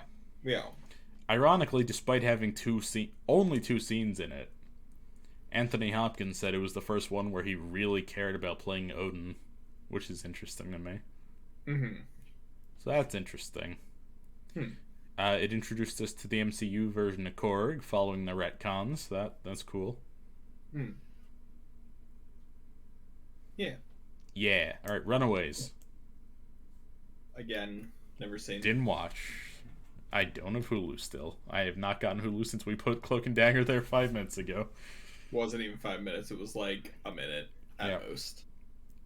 Black Panther. So you just watched this for the first time today, correct? I just watched it for the first time, yes. Hit me with a mini review on Black Panther. I think it was extremely solid. I think that, like, the way they handled... So, in terms of, like, the MCU proper, we don't know much about Wakanda until Black Panther, like, at all. We just saw, like, a few of them at the UN, and that's it. That's all we know. No. Well... In Age of Ultron, we know Klaus stole vibranium, and... Yes. And they fought over it. Yes. But the way that they build, so okay. My first introduction to Wakanda, seeing it, is or was in Infinity War, but also the Avengers game. Uh-oh. That was all that I knew about it. Okay. It did a really good job with the world building and introducing, and I'm talking about Black Panther, not not the other two. It did a really good job with like world building, like Wakanda, and like solidifying its importance in like world politics, even though it's kind of sheltered. Yeah. And the end of the movie is really good and acknowledges the fact that because I did watch all the after credit scenes. But wait, real quick, did Ant-Man and the Wasp have post credit scenes? Yes. Were they important? Yeah. Okay. So, anyway, yeah. So, I really like a lot of the fights. The fights are fucking dope in that movie. So much. I think the CG on the last one in the mines is really rough. I disagree. I think it was fine. I don't know, man. That's the most like PS2 Marvel has ever looked, I think. And that's because by their own admission, that movie is not done. Like, they have said that many times. Because it came out only 2 months before Infinity War, and Thanos was melting PCs, so they're like, we need all hands on deck for Thanos. Just get the models in place for Black Panther and ship it. We don't have time. Like, they themselves have said Black Panther is an unfinished movie that they didn't have the resources to do because Infinity War is more important. So, I'm gonna say, I would... Yeah, you put it where you would put it, and then I will throw in my 2 cents. see, I can't tell if I want to put it in low A or mid B. I was going to put it lowest A. Because Killmonger is also a super fun character to watch. Claw's a very fun character. Cool. Claw was just playing the Joker the entire time. I love Andy Serkis. I love him too. He's so good. I would put it lowest A. Honestly, yeah, I'm gonna say lowest A, mostly for world building, because I am a sucker for world building, as John knows and longtime watchers know. Yep. But I think that like a lot of the technology is super cool. Like the hologram remote control vehicle thing is so fucking sick. Like, again, the fights are great. The designs are really fucking cool. And the score slaps. So, yep. Yeah, I'm good with that placement. Cool. Infinity War. I think I would put it just above Guardians as highest B.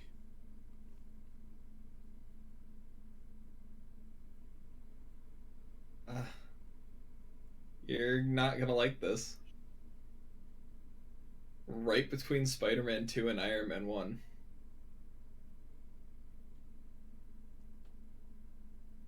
Where the fuck is that? Really? Yeah. I'm not opposed to it. I think it is a damn solid A. The thing with it is that if you watch... See, the thing is, it is effectively Avengers Endgame Part 1. Yeah, keep in mind, it was originally announced as Infinity War Part 1 and Infinity War Part 2. Yeah. And, like... I think that it is... The way it handles that many fucking characters is so admirable that it gets bonus points. It is very impressive. Yeah, on top of just being a good movie. It, like, the fact that it doesn't shit the bed like Spider-Man 3 did. I think the pacing of Infinity War is incredible because the pacing is just fucking go! all the time. From start to finish, it's just go. Like, literally, you get tonal whiplash from the final moments of the movie. And that's a good thing, because that's what you should feel like. Because like, it's just the like, first time. Thanos is coming, Thanos is here, half the universe is dead, what the fuck, we'll see you next year.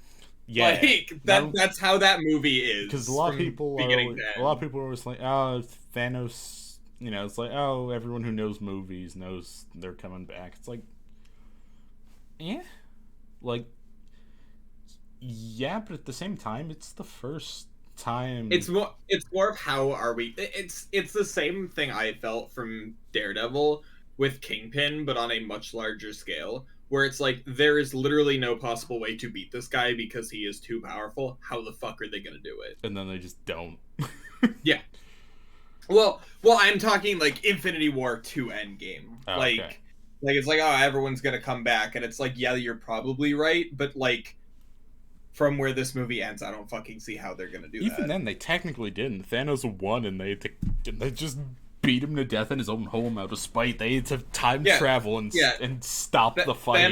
Thanos won, and they literally had to save scum in order to fucking come back from it. Yeah. Like, the Avengers lost. Like,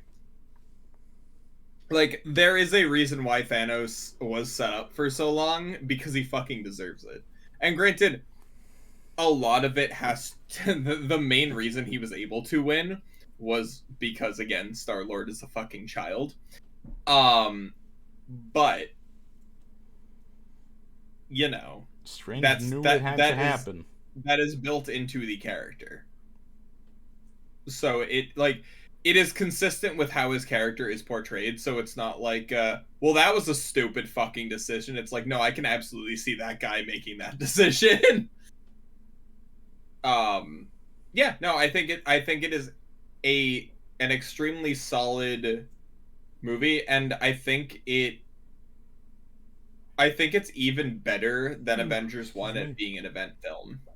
Of course, because Infinity War was a big deal when it came out. Like, it was everywhere. Yeah. Both Infinity War and Endgame were like cultural events.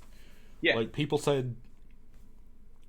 have said that those movies are what solidified the MCU as like our generation Star Wars, and I absolutely agree with that. Yeah. Well, I feel like the MCU is just like it is essentially the gift that keeps on giving. Like, with most series, you watch it and you're like, it's like watching a show that like you're on like the final season of, and you're like, oh shit, I'm almost done. And you just feel like this level of just like, I'm really excited that we're getting to the end because this is really good, but I can just feel it subconsciously that we're coming to the end, and I'm not happy about it. The thing with the MCU is that like Infinity War and Endgame didn't feel like that, because you knew more was coming. They weren't going to end it after Endgame. They just weren't. So, like, watching those movies, you can fully enjoy the spectacle and the heaviness of every event without that subconscious, like, well, this better be good because it's the last we're going to see of it, you know? Yeah. Which I'm excited to see where they go. I'm not sure if they'll be able to build up to something like that again, but I hope they take their time, and they do, because it felt so good watching both of those movies in the theater. Yeah. Anyway, I'm happy with that placement. Ant-Man and the Wasp. Just watched it today. I thought it was better than the first Ant-Man. It was a lot of fucking fun. It was a super fucking creative movie. I've basically already decided where it's going. Alright, what do you have? I'm going to put it right here. Descriptions. Between Iron Man 3 and Spider-Man 3. And that is... I'm dead set on that. Really? Explain. Because I think above that, like Iron Man 3 to the left... You think it's worse than Amazing Spider-Man 1? I do. Really? Yeah. Because C category above that is like messy movies that still have a lot of decent merit to them. And did you not like Ant-Man and the Wasp? No, I do. I just think it's probably very forgetful or forgettable. Plus, they're still... Yeah, I agree. Like, they still have not resolved literally anything from that movie to this day. And we'll get to that in a minute. Mm-hmm. But my thinking is, like, I don't want to put it in D, because things in D are actively bad. For the most part, yeah. Well, I don't want to say the Defenders is actively bad. Defenders, I wouldn't say is actively bad, and a decent chunk of Iron Fist isn't actively bad. It's just that the bigger chunk is bad. Yeah, and like... Thor, I'd say Thor Dark World is like, it's not bad. It's just boring. It's not, yeah. Whereas these three,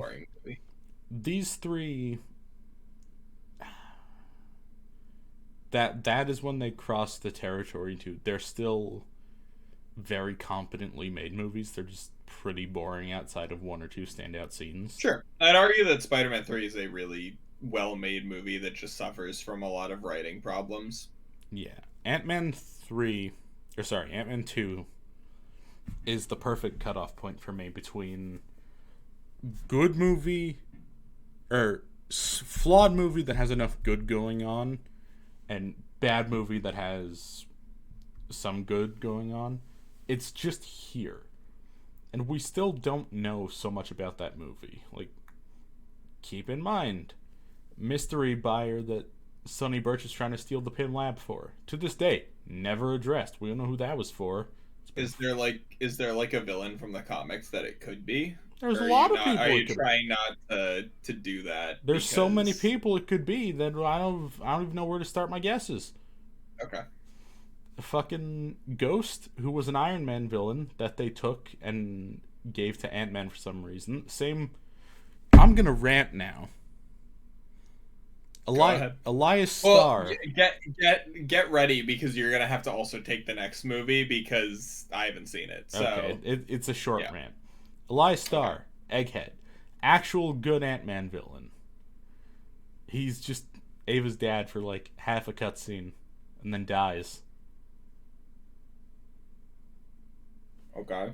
Why'd you waste a good villain like that to then take an Iron Man villain, gender swap him, race swap him, and then throw him an Ant-Man? Like, at that point, you've basically invented a whole new character. In fact, even the characterization is so different that you invented a new character anyway. But they've done that in comics before. Like, it's like, this guy is the...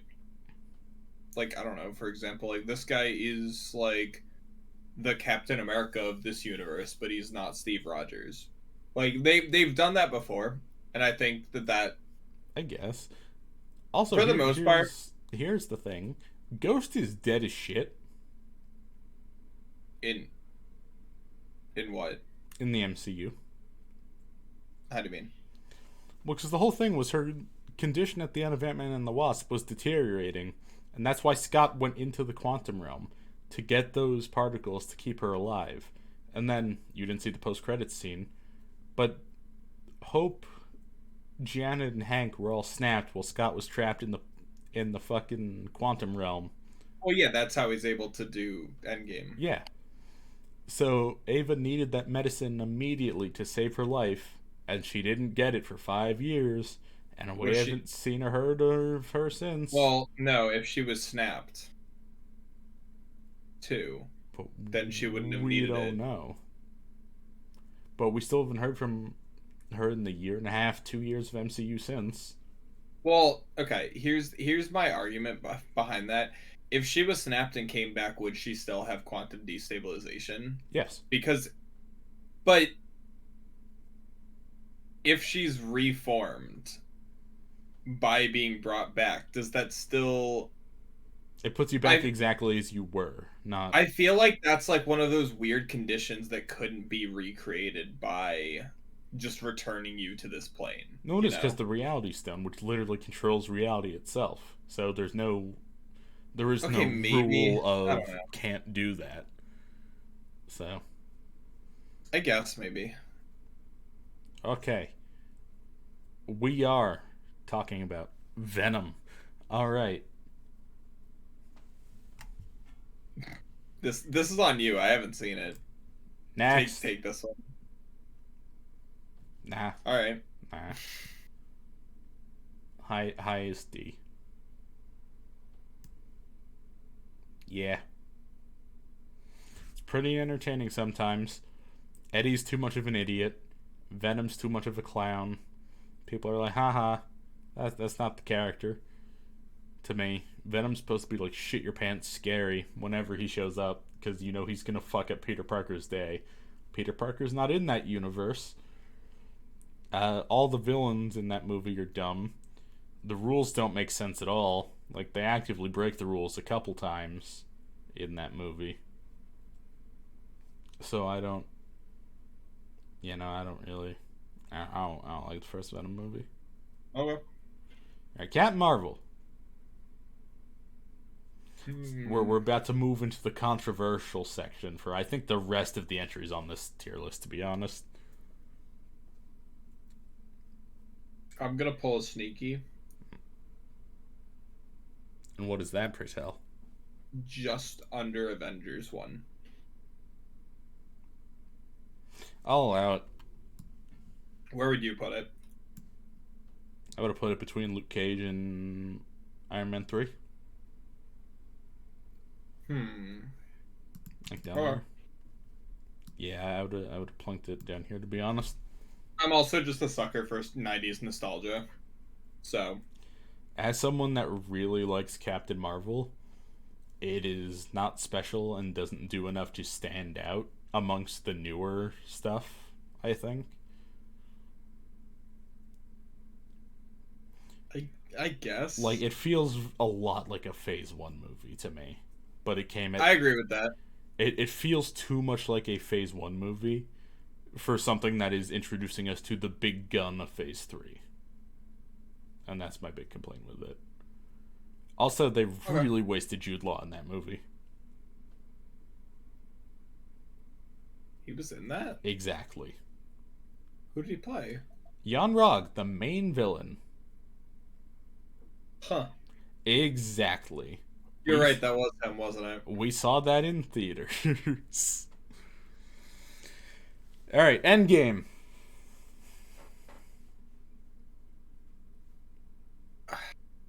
Hey, you. Thanks for subscribing to Rusty Chains. What? Sure. Eli, thank you for 44 months. Jesus Christ, at Twitch Prime. Thank you. Dude, in 4 months, it's going to be 4 years. Jesus, go away. I'm gonna say either under Daredevil or under Spider-Man 1. You are high as a kite. What do you mean? I would put Endgame just below Avengers 1. Really? Yeah. I really like Endgame. I love Endgame. Just in terms of objective quality, I think like 80% of the movie is just, hey, remember this thing you like? And not much actual substance to it. Well, that's kind of how time travel movies work. And that's why I don't think time travel movies are that good.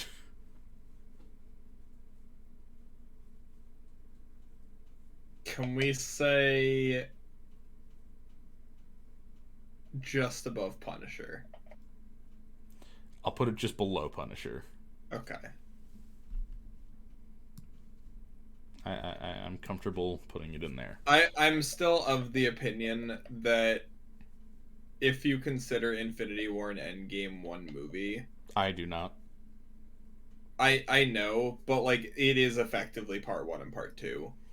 It is, but so I feel like if you consider it like that, I feel like from a studio perspective, Infinity War's the real ending, and then Endgame is just the box office victory lap, is how it feels to me.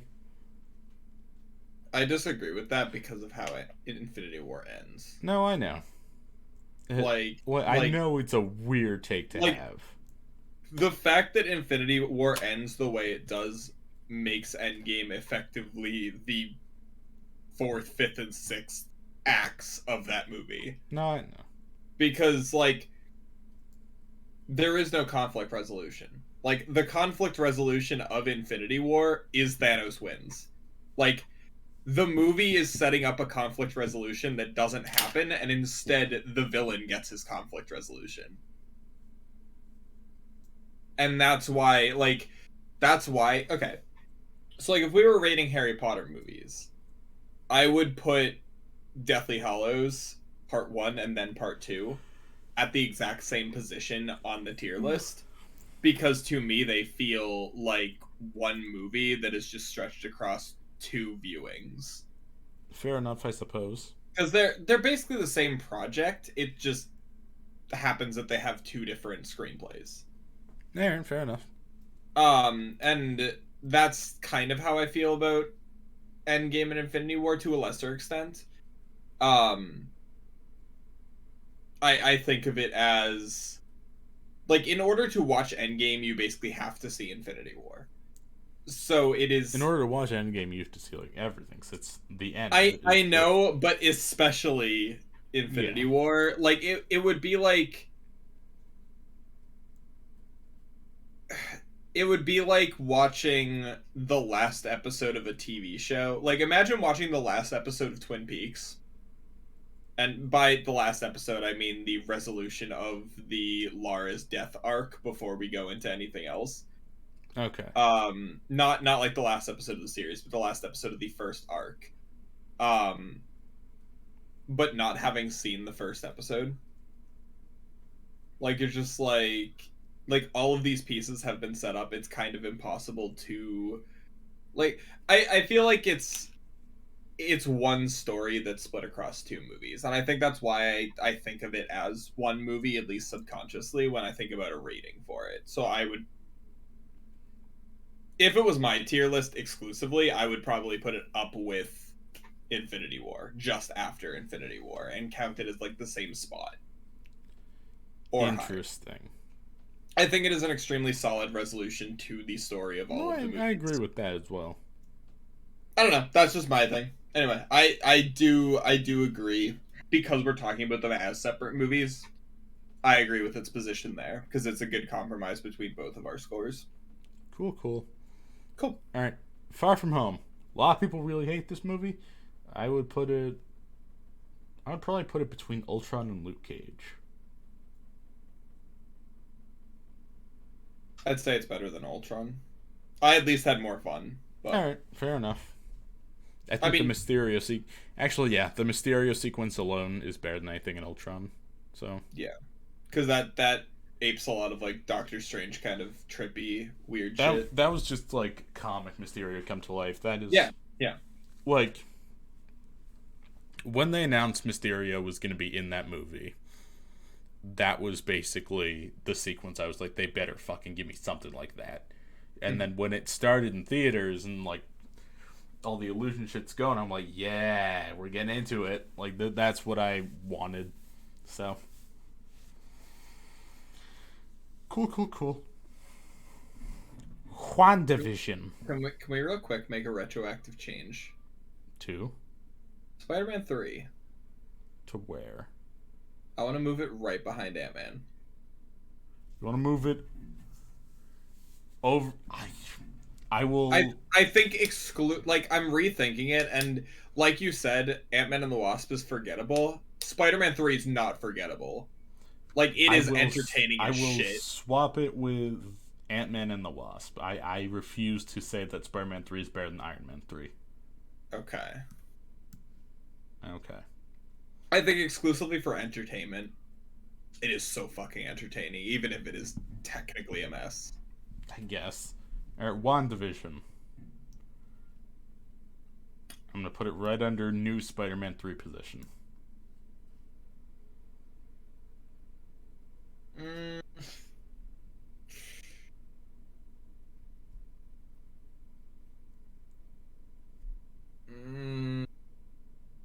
I liked it more than Iron Man 3. Here is why I actually, like, really dislike WandaVision. It was so close to being something new and unique. We had a really good mystery story. And it seemed like they were going to play with the moral implications of a hero doing bad things because they've been suffering so much and everyone's been bullying them. and no one's helped them when they're clearly suffering with mental illness. I thought there was going to be a good story there. But then, nope. Here comes an evil cartoon witch with her own theme song, and it was a good song, mind you, to say, no, I'm the real evil, and then we need to go up in the sky and put... Oh, I almost kicked over my mic stand. Sorry about that, everyone. You're really angry. Sorry about that, folks. But we need to... No more mystery. We need to go up in the sky for a magic Dragon Ball fight with energy balls. All right.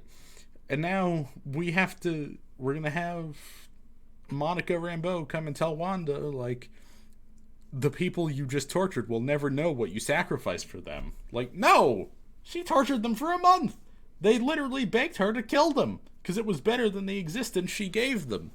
But the show gave her a pass, because we can't have the Wanda stans on Twitter realize their character fucked up. Even though we've acknowledged that she's fucked up like 6 times, But the show refused to, and that's what frustrates me. So it's pure cowardice in the finale. They even cut out Doctor Strange because, to quote Kevin Feige himself, we were scared of having a white man win in the show. Actual quote. That whole show reeks of cowardice to me. While I'm not gonna move your placement, I'm gonna make the argument that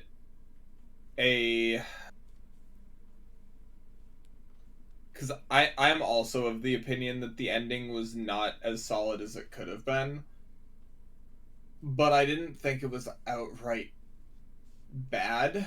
The fact that they were willing to have the two visions just sit in a corner and talk it out, which is what we should have had with Wanda dealing with mental illness, like it would have been a slam dunk.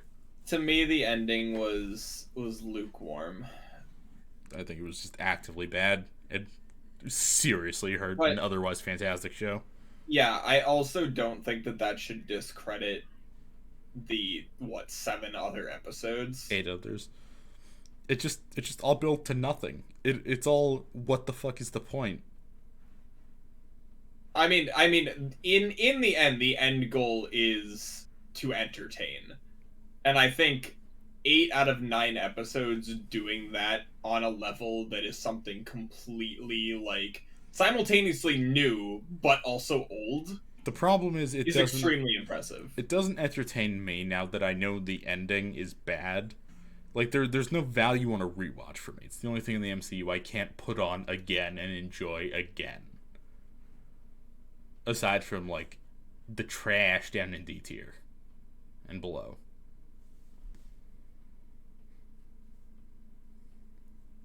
I don't see that. I don't have that position of, like, just because the ending sucks, I can't rewatch it.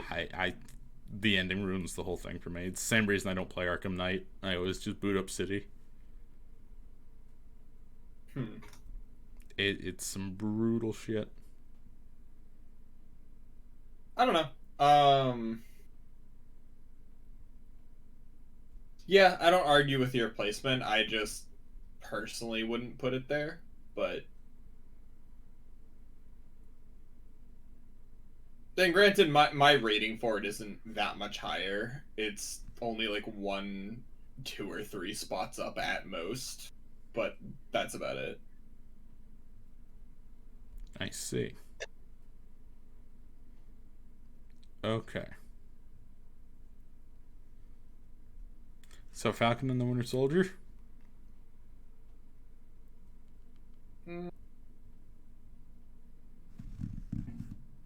Just under Ultron, but above Luke Cage. Yeah, I would have put it as lowest B, so that's fair. That's fine. I was get thinking mad at about us. it. Don't ratio us, Twitch chat. I'm sorry. I was a lot of people don't like Falcon and the Winter Soldier, so I thought they were gonna get mad. That's too bad. Like, that's all I have to say. It was a good show. What the fuck? All right, Black Widow. I'm gonna put right between Spider-Man 3 and WandaVision. I was gonna say above Iron Man 3. Compromise and put between Spider-Man 3 and Iron Man 3? Sure. I mean, it was a fun movie, but the opening credit sequence was better than the rest of the movie. I really like the opening credit sequence. Also, I think it's the first one where the CG was just, like, actively bad all throughout. Like, a lot of the helicopter sequence in particular, and then the explosions at the end, I was like, man, Corridor Digital does better shit on YouTube in a week. Like, the CG was just actively horrible in that movie, so. Alright, fair enough. Loki.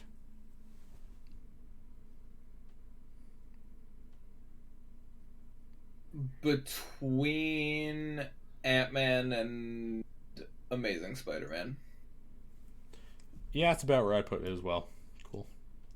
I think it is an extremely creative show that has a really solid cast, and we see a very different side of Loki, and especially his interactions with between like Tom Hiddleston and Owen Wilson are so fucking good. Yeah, I just wish they did more with it. I dislike that as soon as Sylvie shows up, it's no longer a show about Loki, but it is she's. I mean, you know what I mean. Like, I know. Like, I mean, by technicality, it is. I feel like in all good media, the main character is an active participant and or driving force in the plot, whereas I feel like. Yeah, once like the plot started to kick off, he effectively took the role of the audience, which is fine as long as he got to participate. Which he didn't. Exactly. It shifted from him being the driving force of the plot, because the first 2 episodes he's scheming and trying shit the whole time. It shifted from him driving the plot to the plot happening around him, and that's. Which I think is fine if that happens from the beginning and have it being us experiencing the story from that character's perspective.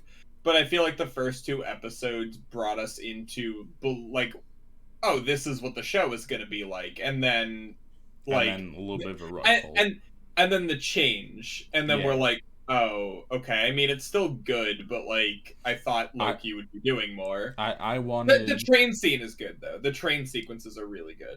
The fight scene in the bar car was really fucking good. I guess I showed up wanting Loki and Owen Wilson as buddy cops. Instead, I got one scene of them as buddy cops, and then Loki watches the other characters solve a mystery. I feel like yeah, if they weren't insistent on doing what they did at the end of the show, I feel like we should have gotten season 1 being basically time manipulation LA noir, where like they're going around like solving mysteries and being like, all right, what the fuck's going on here? Who's this? But like, and then have season 2 be the setup for, what's to come. Yeah. But instead they needed to rush out the time fracturing. Yeah, we need the multiverse happening so we can do like all the other multiverse things we feel like doing right now.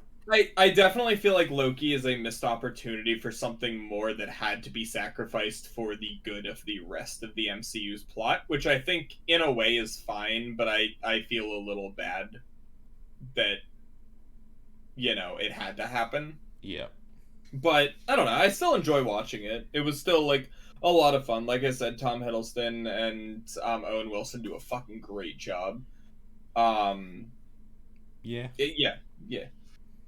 Okay. What if? Honestly, I really like it a lot. I don't know if we can even put it on a tier list because it is an anthology. Nope. What do you mean? Spoilers. the last 2 episodes are saying it's not anthology anymore. The Watcher got his ass kicked by Ultron, so we're bringing all the different timelines together, and they're just a second set of Avengers to fix the timeline. And my interest in the show took a sharp decline at that point. Huh. A lot of the episodes were really hit or miss for me as it was. The Doctor Strange episode slaps. Yes. But then it just kind of became discount Avengers, and my interest went away. I would put it... Okay, I haven't seen the ending, but... I would put it like... Yeah, I would put it lowest of C. I'm not a fan Can we put it above Hulk? If we have to. Okay. Shang-Chi. Very good. I would put it between Captain America and Avengers. Sure. I agree. Fantastic. Probably some of the best fights in the MCU aside from No, Daredevil. the fights are really good. Honestly, again, like it has only like hints of it, but like the world building of like the new concepts are really good. Yeah. It essentially, or it hurt me a lot more because they took all these concepts from the comics and then said, okay, here's something that vaguely represents those things, but is definitely not those things, then threw them out. And it didn't really go as in-depth as I'd wanted on what is replacing those concepts, but it is what it is. Venom, Let There Be Carnage. I didn't watch. Still haven't seen. I've heard it's pretty okay. I've heard it's quite bad. Alright. For example, my brother, who loves the first Venom movie, came home and just laughed when I asked if it was good. And I go, what's wrong? He goes, it's shit. Apparently, there's a sequence, he's been making fun of this since it came out in October, where Carnage is trapped in a cell. So he just plugs his symbiote into a USB port, and then the monitor just says hacking on it, and the door opens and lets Carnage out. That's not a power Carnage has. It's fucking payday logic, man. Alright, Eternals. We just watched this. Probably in the same exact location as What If, so it could go either way if it's above or below. I would put it between Spider-Man 3 and WandaVision. Really? Yeah. Because the fights kicked all kinds of ass, and the visuals were a lot more stunning than anything in those lower movies. Okay, fair enough. Like, all the shit with the Celestials looked incredible. Oh, yeah. And the Mockery versus Icarus fight was also incredible. And... Chat, while we were watching that sequence, I treated Chuckie to a rant about how I wish DC just did that with the Flash. I could feel his soul breaking because she wasn't wearing a Flash costume. And I'm not saying every super speed character has to be the Flash. I'm just sad that a Z-list Marvel character got to do incredibly awesome Flash things before the Flash did. That hurts. Hell, I'd argue Quicksilver does some really cool Flash stuff in the old X-Men movies. The running around like the room scene that's in slow-mo is so fucking good. It's pretty good, but I like that Eternals finally gave us one where we see a super speed character not in slow-mo, but they actually just in full time we're beating the shit out of someone at Mach 10. Yeah, no, that definitely. was really cool. Alright, Hawkeye. A lot of people really don't like Hawkeye. So we're gonna poke a bear. I'm gonna say probably between Falcon and the Winter Soldier and Luke Cage. Wow, that is frighteningly similar to where I was gonna put it. Where are you gonna put it? Right behind Luke Cage? I was gonna put it between Falcon and Avengers. Oh, I'm okay with... Actually, I'm more okay with that, honestly. Yeah, I'm gonna plop it right in there. I think that Hawkeye is just... It's simultaneously a good Marvel movie, but also, like, a really fun like a Christmas themed show. It's a great Christmas that show. Plays off of its like setting and time period. The rest of the world finally came to understand why I've been shouting the praises of Kate Bishop from the rooftops for like 10 years. Yeah, no, she was fucking great. It finally confirmed that the Netflix shows are canon, despite everyone involved in them saying they were the whole time. And like I said, it plays into what I really like, which is character-on-character dialogue that has implications but isn't necessarily important, and is just fun moments. Yeah. Which I am, again, a huge sucker for. So, like, all, like, the apartment sequences are them in, like, a car, just, like, going somewhere and just discussing shit. The whole car chase in episode 3 was sick as fuck. The car chase is rad. Yeah. Alright. And Clint finally got a hero costume and not just, like, a generic SHIELD uniform. Fuck yeah, he did. Alright. I'm a sucker for the Matt Fraction run of Hawkeye, so seeing that adapted was pretty sick. Yeah, it was really fucking good. I would put it higher if I felt like the internet wouldn't kill me for it. Oh, I don't care. Do it. It's our fucking tier list. Okay. I would also probably put it higher. Great. Bottom of B. I'd say the only reason Avengers 1 is higher than it is because it's an event film. Yes. All right. Spinger Minger no Ming Hinger. What a good introduction to our final one, and possibly the most important one we'll talk about right now. Where would you put it? Just below Homecoming. I'm gonna hit you with a hot take. Do you think it's another S? I do. I think it's just below Daredevil. I was thinking about it, but I didn't know if you would agree. Lego Star Wars Brick Sand? In there. Yeah. I'm gonna put that there. Alright, that is our... That took 2.5 hours, which is honestly about the exact amount of time I expected for this, to be honest. I thought this was gonna be like a 2 to 3 hour affair. So yeah, that is our ranking for the, I believe, 49 projects in the MCU. And associated multiverses as of right now. Yep.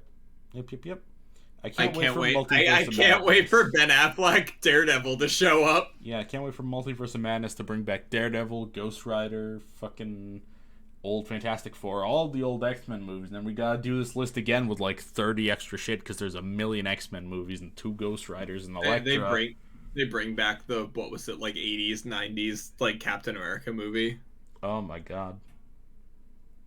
Wait, hang on. When we talked about Falcon and the Winter Soldier, we also didn't talk about the implication of oh yeah, there was of what's coming forth. Oh yeah, there were just like X-Men shit all over Falcon and the Winter Soldier.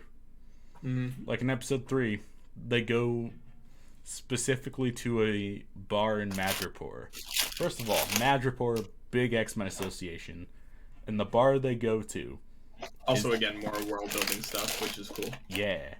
But the bar they go to in Madripoor is canonically the only bar in the world that Wolverine actively likes.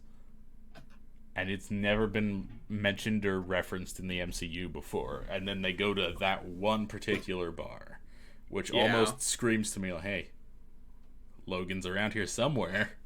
Like, yeah. So that was a neat nod in Falcon that made me go Leonardo pointing meme. Yeah, that one, and then also just Walker.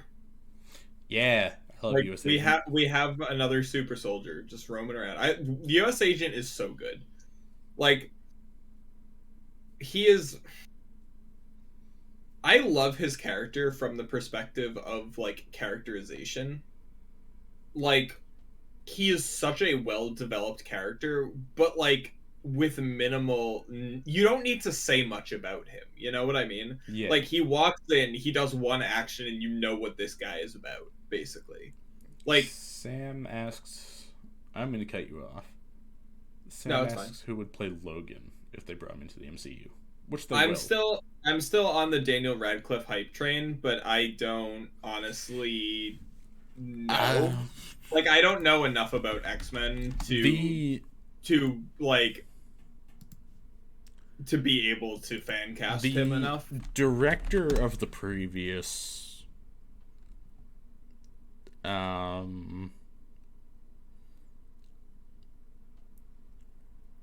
last director of X-Men said he's meeting with Marvel, and they want either Taron Egerton or Aaron Taylor Johnson. I'm not on board with either of those picks. I feel like Taron would be better. Taron's talents would be so much better placed somewhere else. Like, if he's gonna be in the MCU, I feel like he should be someone else, and I don't even know who he would be. Honestly, eternal spoilers, but if Harry Styles didn't scoop up the role, I would have put Taron as Star Fox. How about Cyclops? Maybe. He's too short, honestly.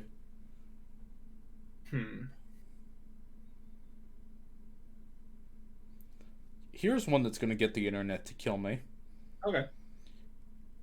It seems like Johnny Blaze is played by Norman Reedus. That's going around a lot now. Probably, which I am all for. I would have wanted Charlie Hunnam.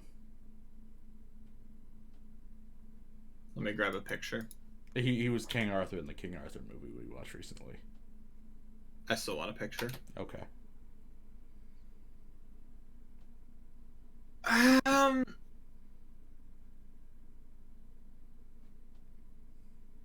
Yeah.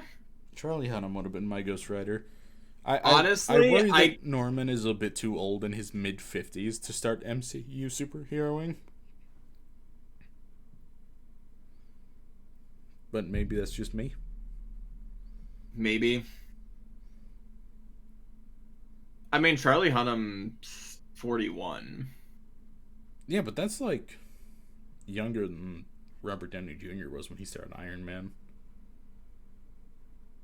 I guess, but he stayed around for a while. Yeah, like Paul Rudd started Ant-Man at like 40... I want to say 47. But Paul Rudd doesn't count because he doesn't age. Sounds about, yeah. He's an immortal being. Anyway. So yeah, that's going to do it for us tonight at about 2.5 hour mark. Thank you for watching the first ever episode of Internet Movie Show Live. Hope you enjoyed. Is it? I think so. Oh. I mean, the Star Wars tier list we did as a segment in a longer stream retroactively became a segment of Internet Movie Show. But this was the first one where we said, hey, let's do it live. And then we did. That's true. My big ongoing project for Internet Movie Show throughout the year, we're going to be making fun of the DCEU all year. We're going to go through movie by movie and do a little breakdown of all the production mishaps everyone had. Because we can do a whole video essay on each fucking movie. They are that bad. So I'm excited to make fun of Warner Brothers. The Brothers Warner, if you will. Brothers Warner! All right. Yeah.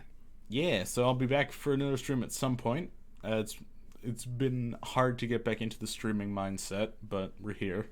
So we're might do Chillcraft tomorrow because we've got like an operation of 5 or 6 people pitching in together on a Minecraft server for a big build together. So that's pretty fun. So we might do some progress on that tomorrow. Until then, don't forget to spread that happy and stay rusty. Have a good night, everybody. Cool. Bye. Have a good night, guys. Goodbye.